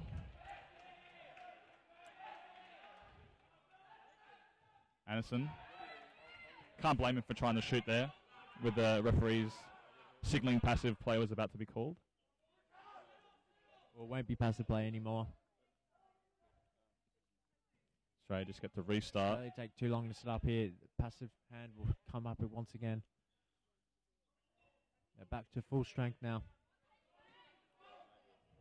Garns, 2 minutes suspension up, and Callum Muncie will come on. Anderson steps right, bounces, and looks to take a shot. Couldn't quite hit the back of the net. Good save by Nixon though. Clips his foot enough to see it wide.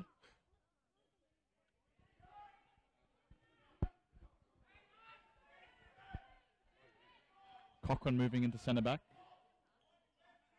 Palmer fades right, finds the winger. Has he stepped on the line again? Yeah, New Zealand coach happy with Mackay continually stepping on the line. We'll see 2 minutes here probably. There we go. James Palmer. Palmer brought off for 2 minutes. I think you'll find that the goal won't count as he landed, but it'll be a penalty and Bevan Calvert will take it. Yes. The pivot Rayner comes off. He had a short stint. Effective stint too. Made some blocks, scored a goal. Roche back on the court. Palmer also leaves the court as well, especially with the 2 minute suspension.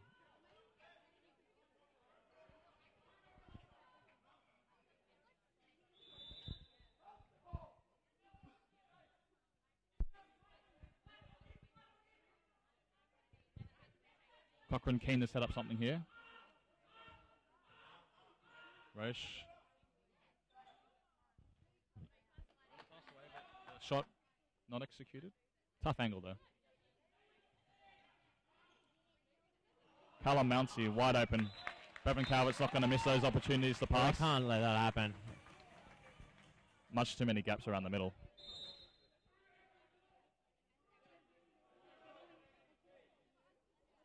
New Zealand just can't afford to concede any more goals with 1 minute and 20 seconds left.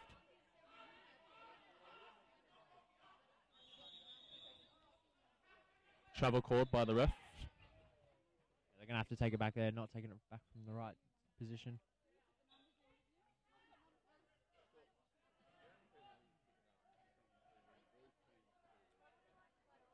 Australia eager to get one more goal against New Zealand before time. Half time. Anderson broke through. Didn't quite nail the shot though.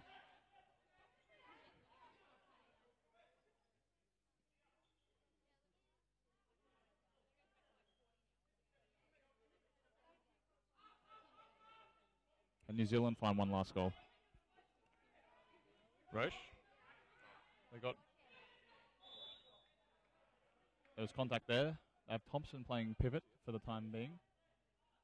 He was the man used in the second pivot moves. Well, the smallest boy on the court, Matt Thompson, he's in playing pivot.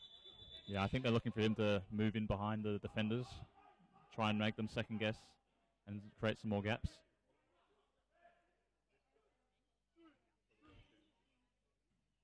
Latinovic waiting for that one. There was only one option he was going to take there, with the pivots both well marked. 1 second left, I believe, according to the clock. We had some clock trouble last night. Yeah, the clock's blown out there.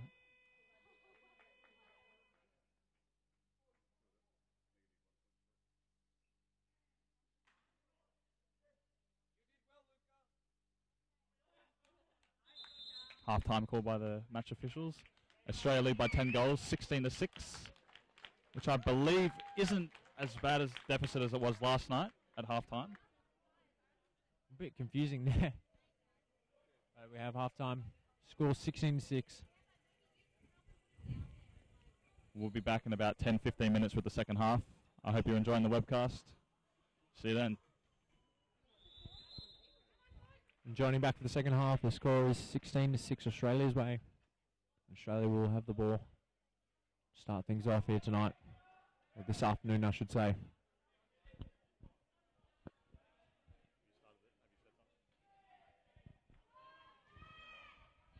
Australia with their first possession of the second half. Gone. Anderson. Ooh, good save from Nixon.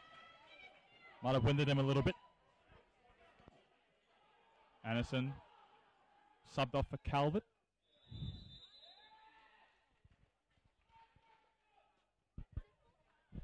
And Tom McKay will take the penalty there.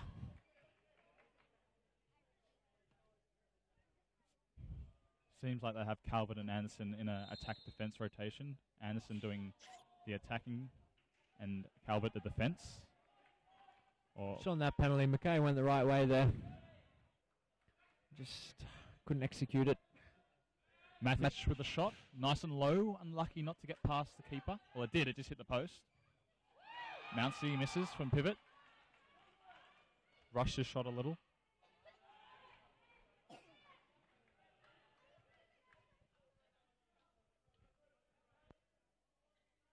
New Zealand now looking for their first goal of the second half.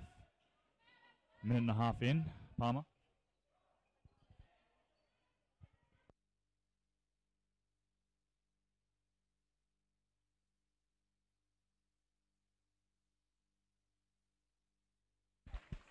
A goal scored there for Australia, their first of the second half. Australia now leads 17-6.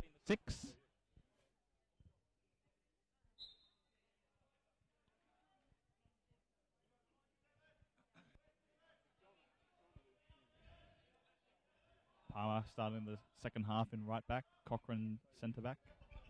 Nansen with the ball at left. Gets blocked by Calvert. And Latinovic looks for a fast break option. Finds Crunch. Unlucky bounce for Crunch. Slowed up on him. Almost ran past the ball. New Zealand. Nansen.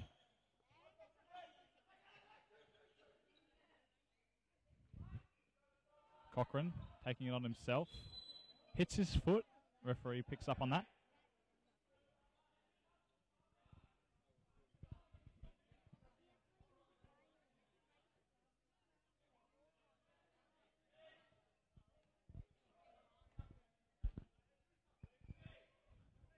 Anderson on the ball. Garn. Matic in left back. Garn centre back. Tim Anderson right back. Kelly fumbles on the wing. Tried to regather but had his foot on the line. Jun Burden starts on the left wing for New Zealand in the second half. He's now in the second pivot. Matic gets a hand on the ball, couldn't regather. Cochrane. And Watman, a nice little pass out there with contact. As Mackay tried to lob Latinovic, unsuccessfully though. Australia still leads 17-6. Well, that was definitely a good pass there by Watman. Came out of nowhere. Australia obviously surprised by it. Mackay should have done better with the shot there instead of trying to lob him. Look how aggressive Jimmy Cochrane is up top. Yeah, trying to put more pressure on Garn, who added some room to move in the first. And Mounsey with another pivot shot. This time he scores. 18-6. Australia have a 12-goal lead.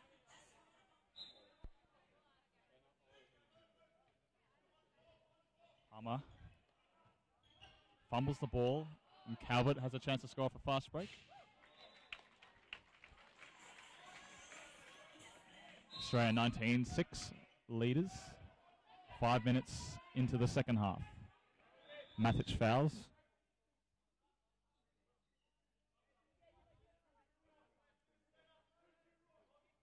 Cochrane standing deep to start the attack. Suggesting that players are in motion as they are now. Mancy blocks, but Matic fouled Nansen.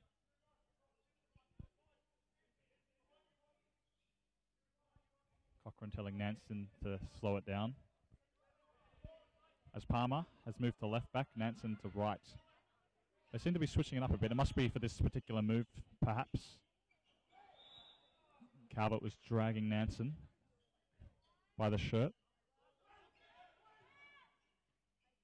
Cochrane attacks.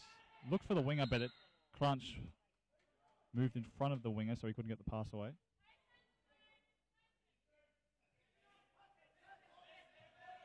Passive called by the referee. Mackay with a shot. This time he scores. Tom Mackay, nice shot there. Mouncey restarts us. Kelly. Mouncey. Referee picks up on the foot there. Nice eyes from the ref as it happens so quickly. Palmer tries to nail the pass there, but it had to go through about 3 Australian bodies. Very lucky that it deflected back to Cochrane, who scores.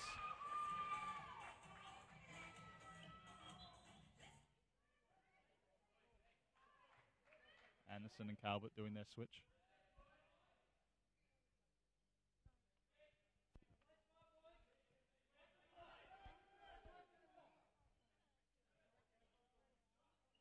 Wing cross here, Matic and Crunch. Opening up some options. Anderson breaks through and scores past the head of Nixon.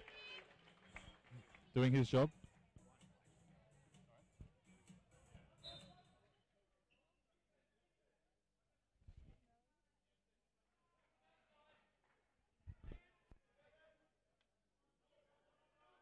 Six and a half minutes gone in the second half. Australia 20, New Zealand 8.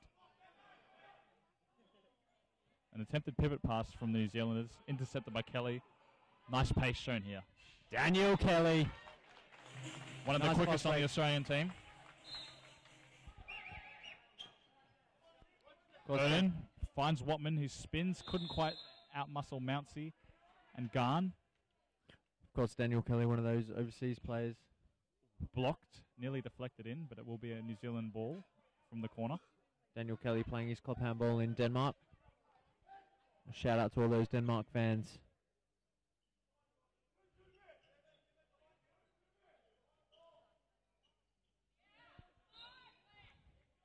Nice Roche. little spin there by Roche. Yeah, Roche back on the court.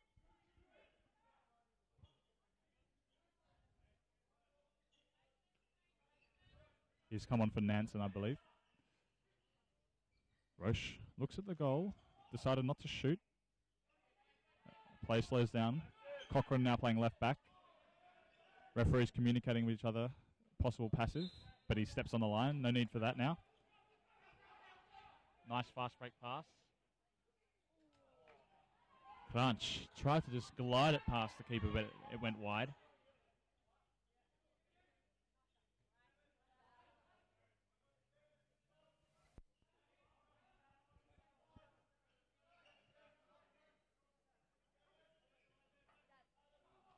Cochrane moves back into centre back, does a cross with Palmer, he then passes out to Roche, who tries a ground shot, but a brilliant save down low by Latinovic.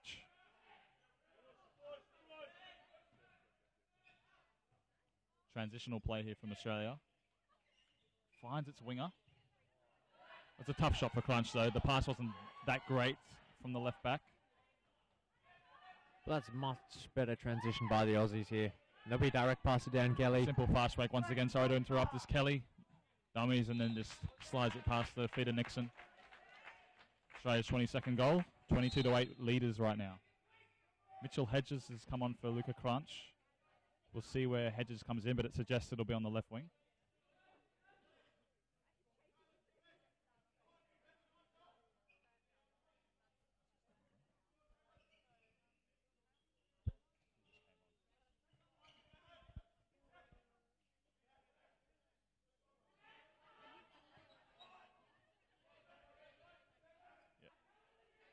Bradley on the court now for New Zealand, vacating the right wing.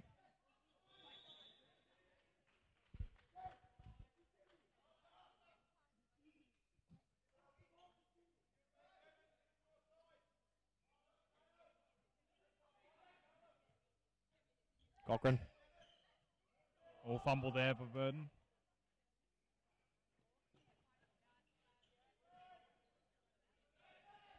Matic attacks through the centre of the court. Charge called by the referee. Ran straight into Cochrane. Palmer bounces, attacks. Calvert watched him the whole way there. Makes the appropriate block.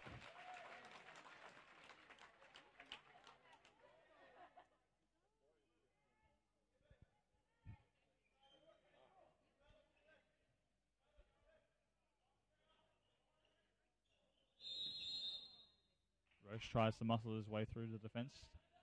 Earns a foul.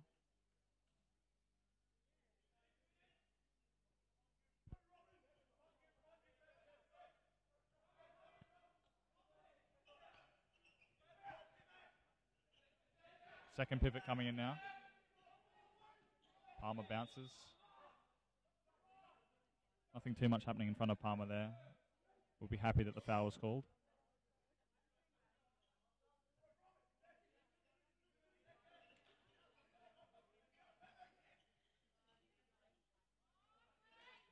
Passive called. All the hands up, a potential passive. Indicating to the New Zealanders to finish their attack soon, get a shot in, or there will be a turnover. Relatively simple save for Latinovic.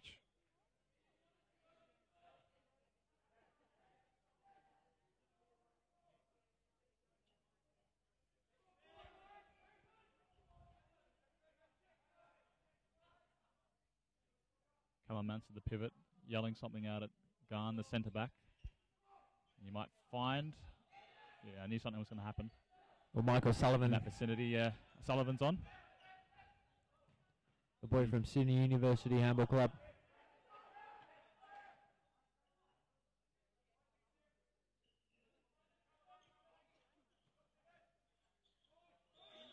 Travel called by the referee.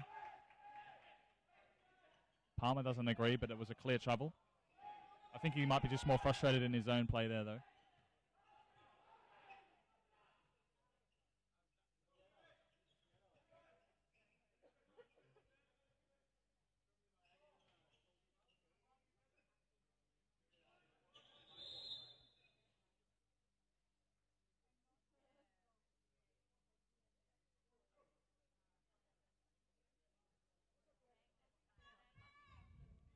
New Zealand will be looking to find a goal here. Plays slowing down a bit. They need to find the enthusiasm that they started off the first half with. Watman intelligently comes out as the play nearly broke down, but he couldn't quite handle the pass. It's a turnover anyway. Nixon with a nice save up high. Garn should think about shooting a bit lower next time. Well, you don't need to shoot 100 miles an hour. And 6 metres. Just place the ball, put it in the goal. Let's watch the keeper. As New Zealand continue to attack. Cochrane. Second pivot in again. They've been doing that a lot this afternoon. Indecisiveness there from Roche. 2 pivots once again. Watman comes out at the second pivot position in the centre back. Yeah, just couldn't quite find the right pass. But the worst thing the New Zealanders can do in this situation is bounce the ball, and they keep bouncing that ball. Gives Australia an easy read in defence. Because I know they're either going to pass or shoot once they bounce. Yeah, I mean, once you bounce, you lose those 3 steps you once had. Just simple as that. Don't bounce the ball. Tommy Fletcher now moves into pivot. Mouncey comes off the court.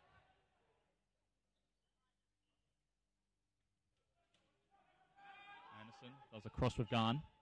Garn outmuscles it, finds the wing, who scores. Nice shot from Sullivan. Australia 23, New Zealand 8. 15 minutes gone in the second half.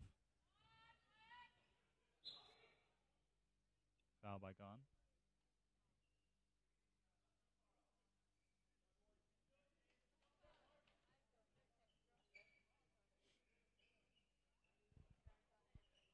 Palmer. Roche. Cochrane. Back to Roche. And once again, New Zealand bouncing that ball. Bounce. Nice little flick from Palmer. He did see the pivot Rayner, who's back on the court, wide open. Sullivan luckily slots it through the legs.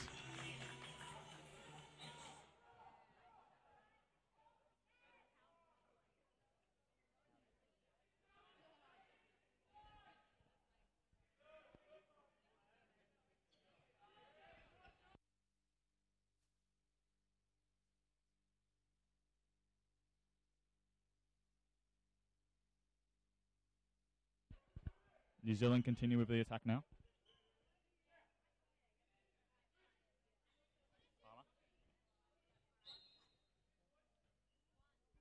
Couldn't get maximum power out of his shot there with the defence right in his face.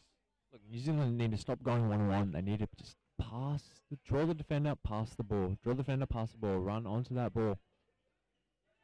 They're just losing a lot of structure here. Much better now. Much better attack. That might have touched the foot. Yeah, referee picks up on that one. Australia a chance now. He calls time off. Is it a timeout to Australia? Tate Ramadani takes the team timeout here. And just going back to that last attack there from the Kiwis, they're just running onto that ball, and there was space on the right. They just need to execute that pass to the winger. Yeah, they were bouncing the ball a lot last night too. Australia's obviously gotten used to reading that in defence, and if they can start changing it up, it'll be very effective in the last 14 minutes. But we'll wonder if the New Zealand coach can relay a similar message to his players now. Oh, it's simple handball. That's all they need to play here. Simple handball. Run onto the ball, draw your defender, pass the ball, and so on and so forth. What I found from last night was Palmer was most effective with his step when in previous attacks they had been spreading the ball to the wing, doing wing crosses, and when Palmer decided to do the sort of one-off step, it actually stunned him and he actually got through and scored some goals. But this afternoon it's more just happening too frequently, and Australia's just reading that. No defender is going to be fooled too many times.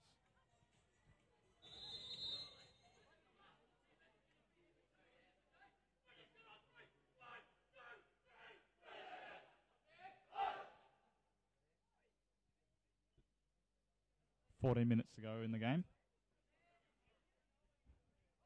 Australia will have possession, as they call the timeout.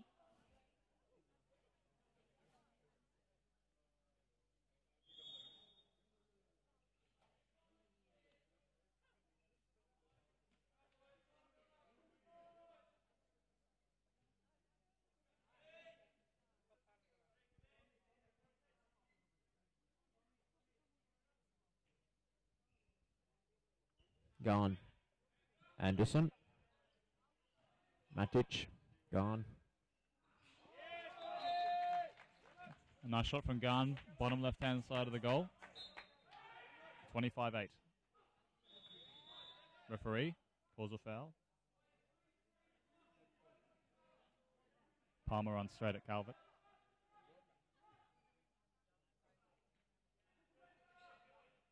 Rayner comes out from pivot. Not the best shot from Roche. But he has a chance to redeem himself here now as New Zealand have the ball. Slow down, New Zealand. Slow down. Start your attack. Wing-to-wing stuff. They've got about 3 pivots in at the moment.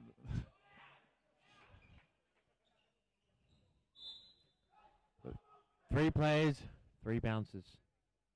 The New Zealand coach just yelled at them to stop bouncing as we say that.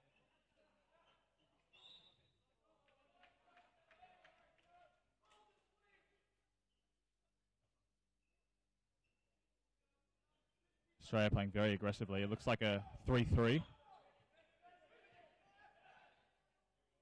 There was a gap there. Couldn't finish it off there. They need to take opportunities like that.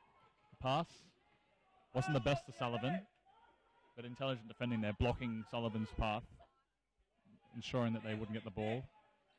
Palmer. Long ball to Roche, who has a shot from the wing, but good save from Latinovic.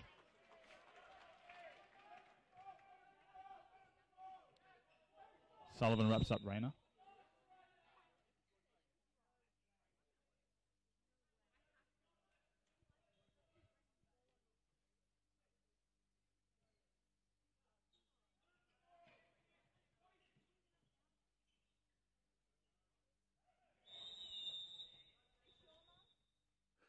Two minutes to Hedges. He didn't get himself out of the way.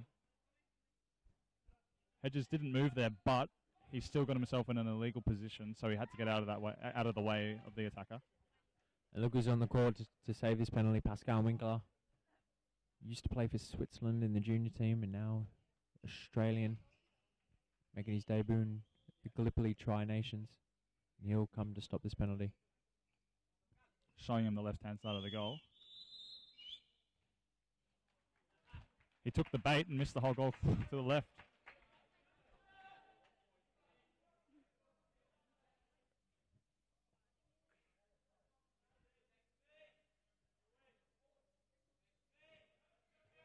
Garnes leaving the court.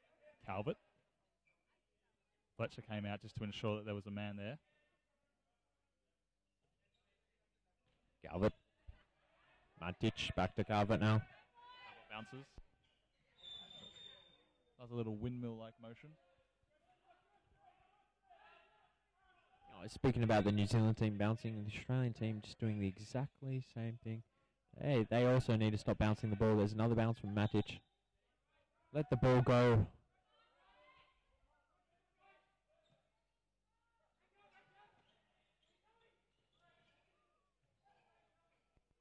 Bit of confusion in Australia's attack there as a turnover results from that. Will they shoot? He tries to step right. A bit too telegraphed. He should have probably kept the motion moving to the left and try and finish that on the wing instead of going himself. But credit to him, he saw a half an opportunity, was maybe a bit too slow as they score anyway. New Zealand now have their 9th goal of this afternoon's match with 10 minutes to go. Australia lead 25-9. I'm not sure if Australia knew they were man down then. An easy shot for that right winger.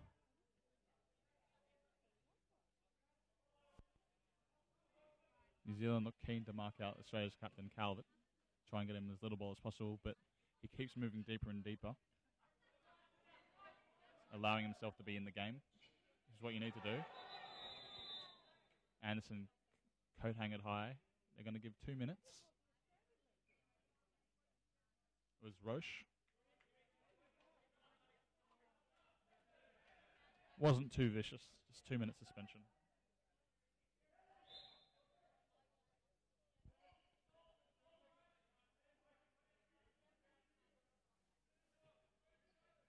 Anderson moves to the centre of the court, finds Calvert, who steps, passes to Matic. Matic couldn't handle the ball.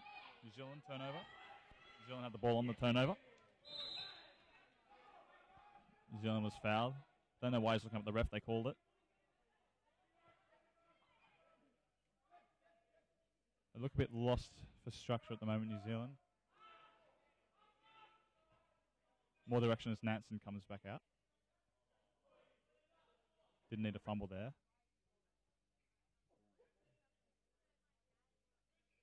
Palmer bounces.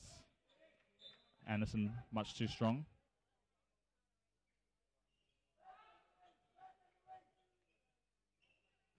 Palmer steps left, looks for his winger. Referee's found an infringement there. Once again, Palmer not too happy. Calvert, there's some room here for Sullivan. Time and room. The right shot under the legs there, actually.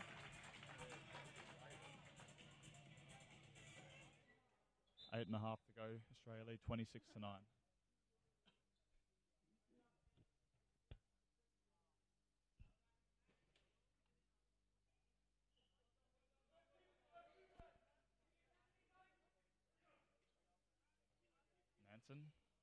Anderson looks to intercept. He's being held back there. Quick restart from Anderson. Perfect play. Assistant coach for Australia, Lee Schofield, happy with Anderson there. As Matic finishes off the goal.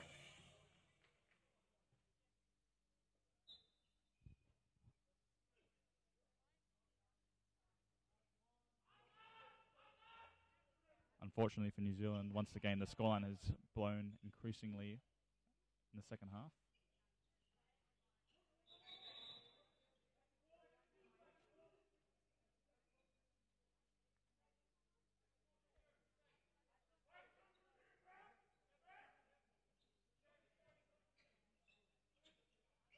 Good defense by Anderson. Palmer was keen to look for pivot there, but had no time to.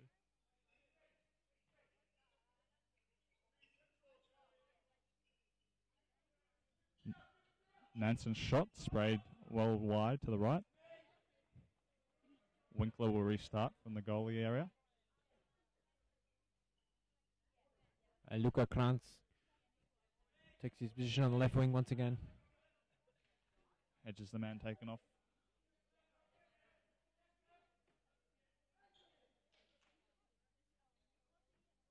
Matic attacks in behind. Caught for travel. There's players everywhere left and right, but he passes behind him. New Zealand have to cut that out of their game. They had a 3-on-1 and couldn't find the right pass.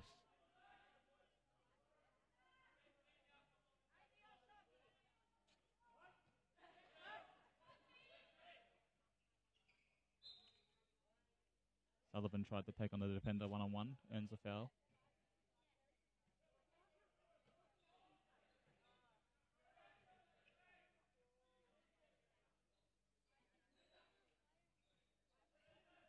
Crunch finds pivot. Good cover there by Burden. Anderson takes a shot on himself. Pivot was moving.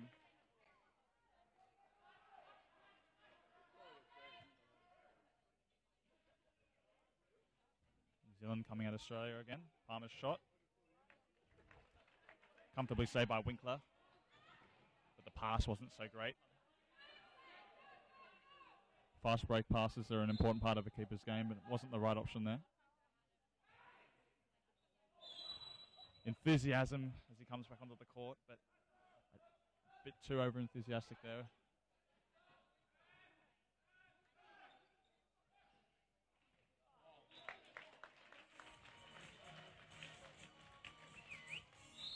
Another goal comes for Australia. 28-9, 5 minutes to go in the game.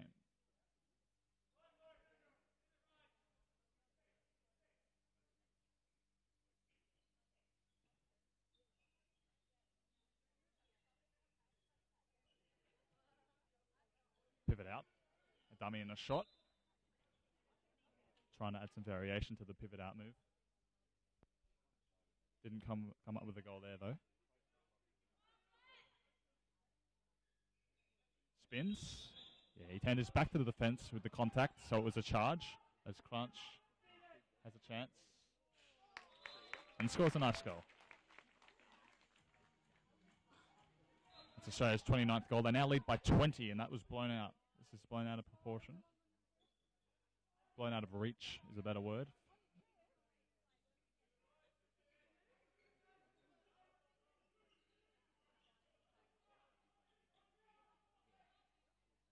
Gun.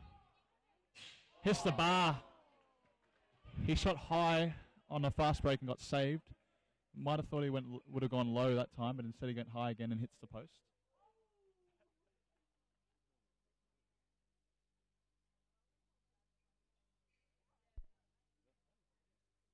Four minutes left. Australia lead by 20, 29-9. Palmer. Attack continues. Bounce. Looks up at the shot. Palmer looks for the right wing. Nothing too much happening here. No gaps. Looks for pivot. Pivot was definitely held onto by Fletcher. Referees might be thinking of calling passive play soon. Unless a shot comes through, which it does. The follow-up shot wasn't that great. Sprayed well wide.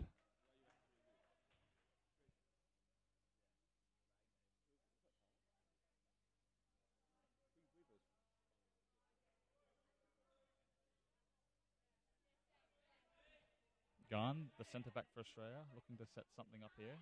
New Zealand still intent of marking out the player for Australia who's playing centre-back. Matic. Gone. Covered. Matic. Matic, hands failing in there. New Zealand, once again, they're not too sure who the passes are meant for. That's something they've got to cut out. It's going to result in another goal here. Oh, but a great save, Nixon. What a recovery there by... I should have said could have resulted in another goal. But going back on there, what a recovery there by Tommy Fletcher. Good to get the ball to Luca Krantz. Just couldn't put away the shot. Australia still has possession here. 2.5 minutes left on the clock. 29-9. Credit to Nixon, he saved a lot of shots from the 6 metres, and in handball that's generally the hardest shots for a keeper to save. Well, let's be honest here, New Zealand, they're looking, there's another goal, Bobby Bradley. But New Zealand are looking like a better team than they did last night, but the scoreline still doesn't show that. Oh, slip, there might be a bit of sweat on the ground, or he might have just been dragged down.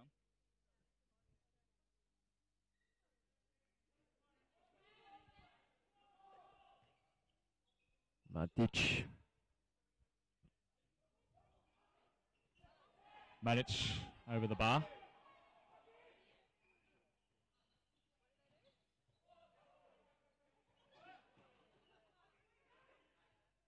Matic is well fired up here. Very aggressive play.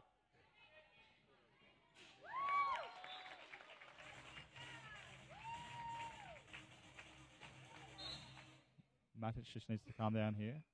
Referee's just telling him just to make sure the contact is in a legal spot on the opposition.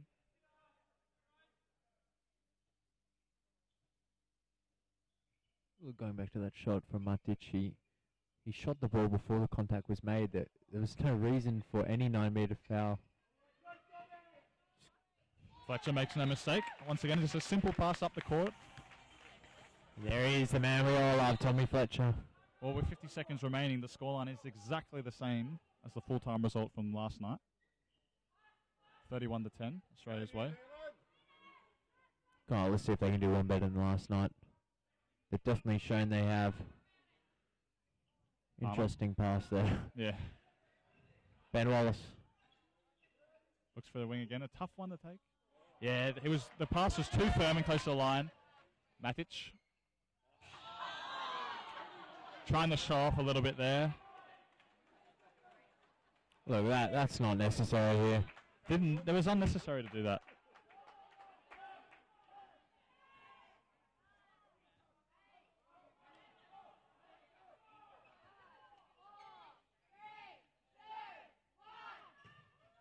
Shot blocked as the full-time buzzer goes. Australia have won the 2-game series. They once again win 31-10.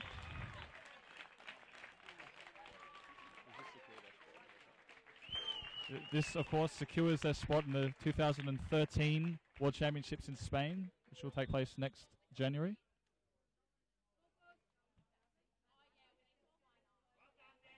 Teams will now just line up. I think we'll be seeing the official presentation possibly right now. I believe that the overall aggregate of the 2 games was 62-20 Australia's way. So convincing performance from Australia on both games. The Aussie boys will be proud of themselves. No, they fought strong tonight. New Zealanders definitely played better, but so did the Australians tonight. New Zealand brought a lot of enthusiasm into the start of this game. Well, they're a young team. Like I said last night, the oldest player is 25, so they'll focus on these next 2 years. They'll come out strong for the next qualifications. You could tell from how they started the match that they're a young team full of enthusiasm, really keen to try and press, compete with Australians.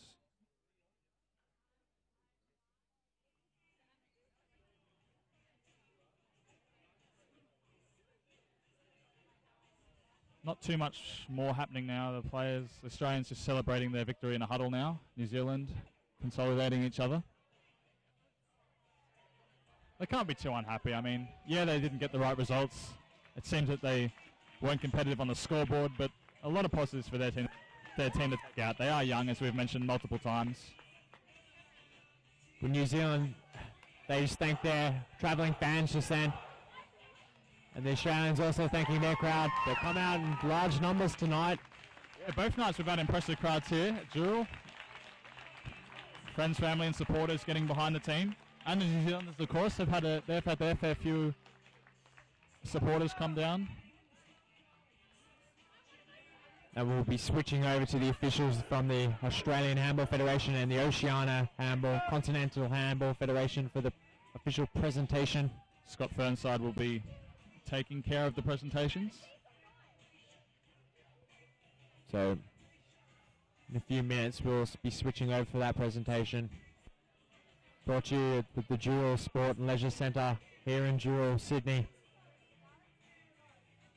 Both teams will receive medals individually, and of course a big trophy will be presented to Australia.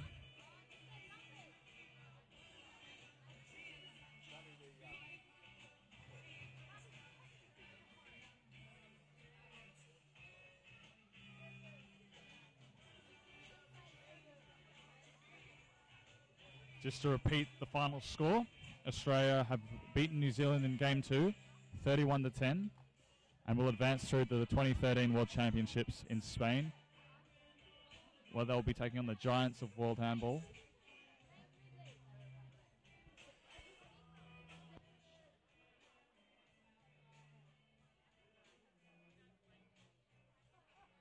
A lot of positives to take out of this two-game series for Australia as they now preparing for Spain. A lot of work to do to compete with the powerhouses of world handball.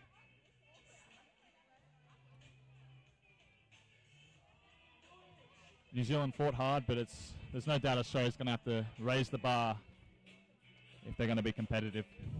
In past World Championships, of course, the scoreboards against Australia have been similar to the ones that have been seeing on their side.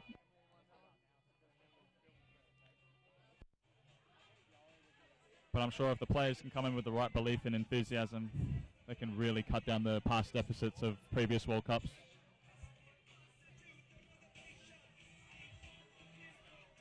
Well, we'll be summing it up right there. We thank you very much for viewing our webcast.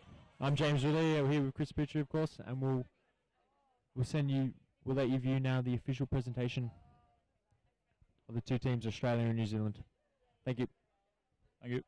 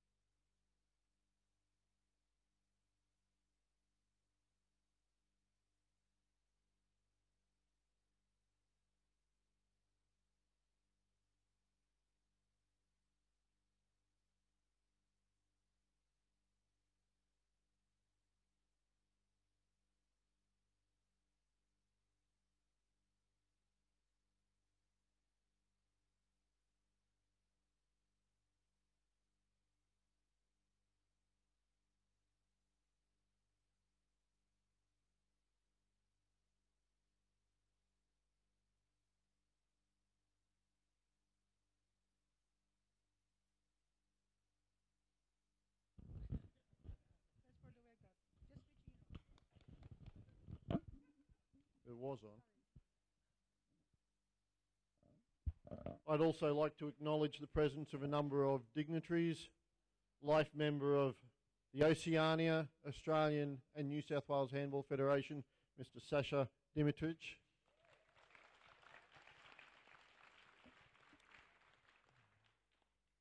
For those people who don't know, Sasha was instrumental in starting the sport of handball, not only in Australia but also in the Oceania region.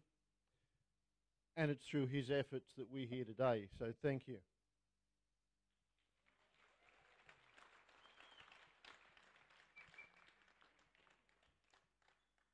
There are a number of members of the New South Wales Handball Association's committee here. So I'd like to personally thank all of them for their efforts in organising today and last night's event. So thank you very much.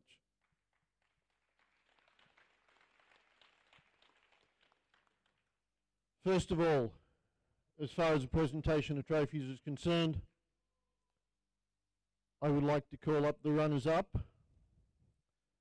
and ask the Mayor to present the silver medals to the team from New Zealand and call their captain, James Cochrane, up to announce his players as they come up and collect their medals.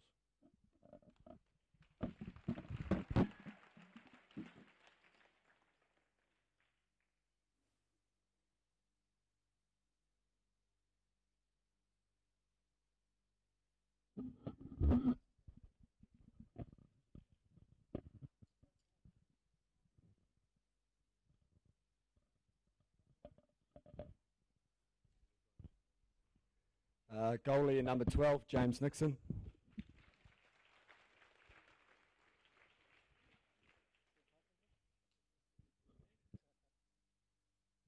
Number 8, Jeremy Clark.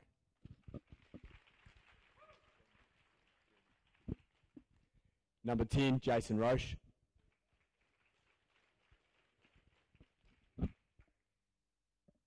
Number 14, Matt Thompson.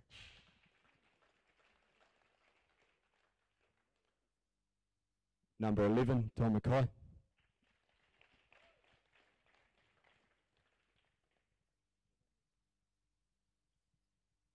Number 6, Tim Rayner.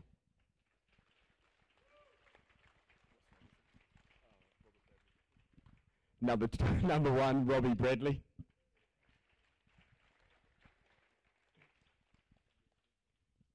Number 2, Ben Wallace.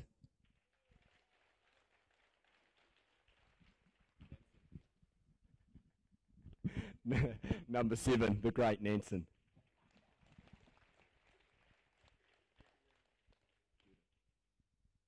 Number 4, Jim Burden. Number 15, Patrick Rodman.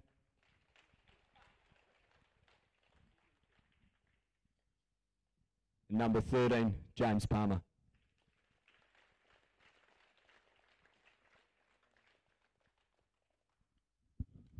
And if the New Zealanders can stay up here while the Australian team are presented with their gold medals.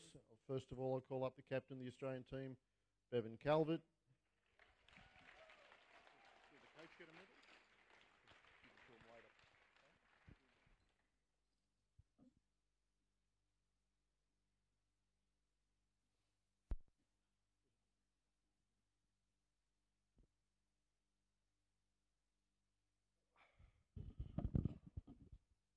Alright, so number 17, Michael Sullivan. Oh, it's 11. 11.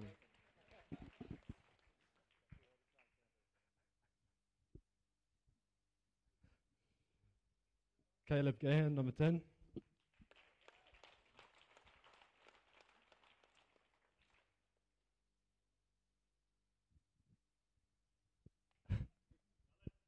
Number 20, I don't know your name. Oh, shit.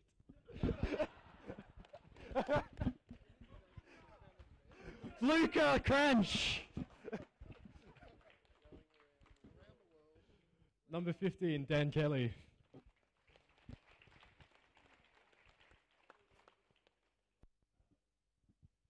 Number 1, Ogi Latinovich.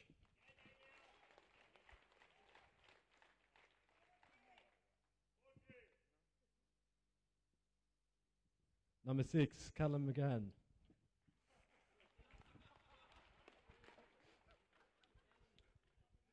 Sorry, man. I've got to learn names.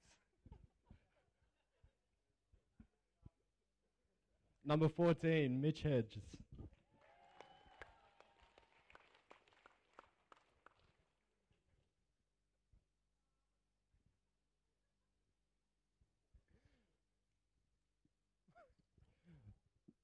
Number 21, Ogi Matic.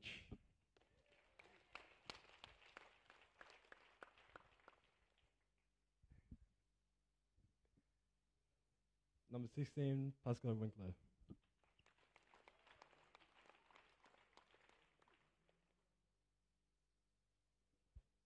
Number 17, Tim Anderson.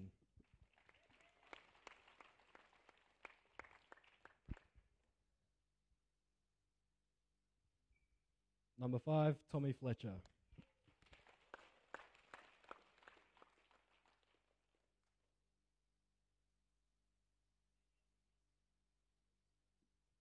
And number 33, Steve Plummer.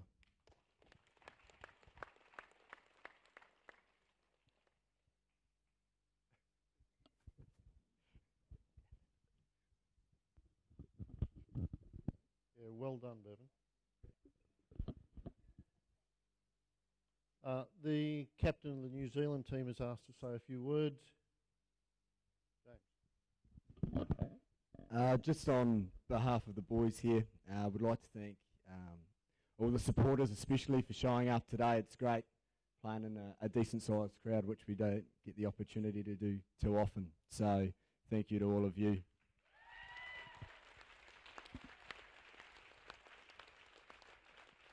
And a special thank you for those of you who've come over from New Zealand. It's not a cheap trip, so we appreciate all the support. Cheers.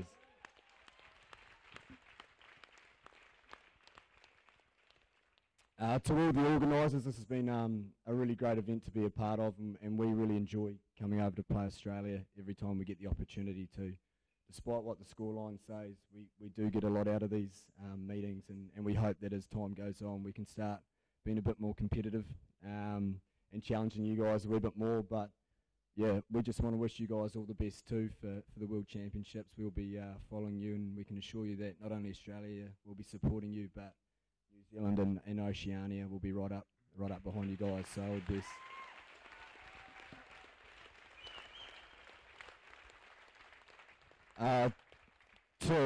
To my boys, keep your heads up. Why there's a lot of parts of our game that we're really disappointed in, just basic handling errors and things like that. Keep your heads up, because there were facets of the game where I think we really held our own, and once we can start shining our game up a bit more, in 2 years' time, who knows? So keep at it, boys.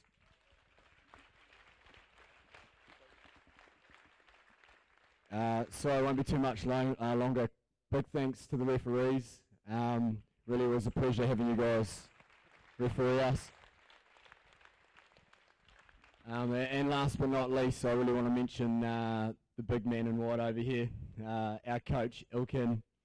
Ilkin spent a lot of time, not just obviously with us over here and making the effort to be away from his lovely wife, but to training camps every month for the last wee while, and we really do appreciate everything you bring to the squad, and we've learned a lot from you, and we hope that it can continue into the future. So step forward, mate, and get a bit of acknowledgement, because you deserve it.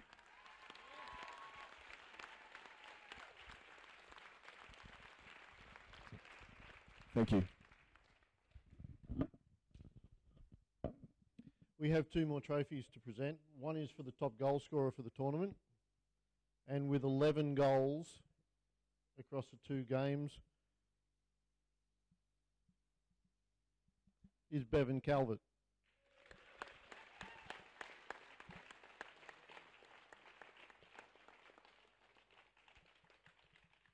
And if I can ask Sasha to come up and present the Oceania. I'll give the camera to someone else.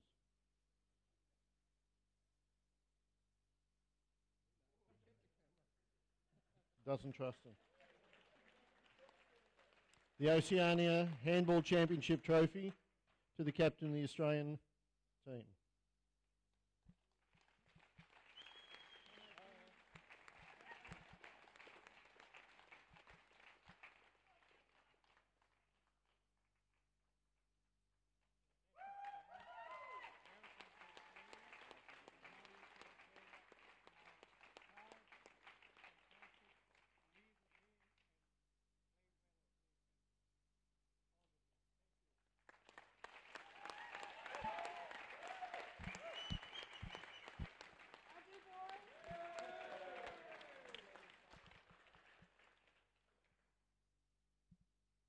Thank you to everyone for today's presentation. Thank you to everyone in the crowd for for coming out and supporting our sport. Thank you to the Mayor of the Hills, Greg Burnett, and thank you to Dural Sport and Leisure Centre for providing us with such a wonderful venue. And last but not least, always the last people to be thanked, the referees who travel all the way from Qatar. Thank you. We wish them, the New Zealanders and everyone a safe trip home. Thank you.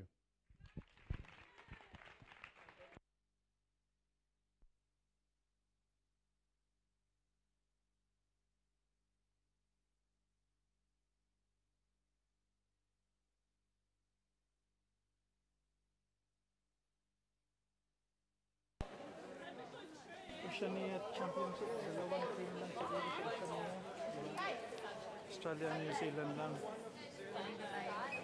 Ha?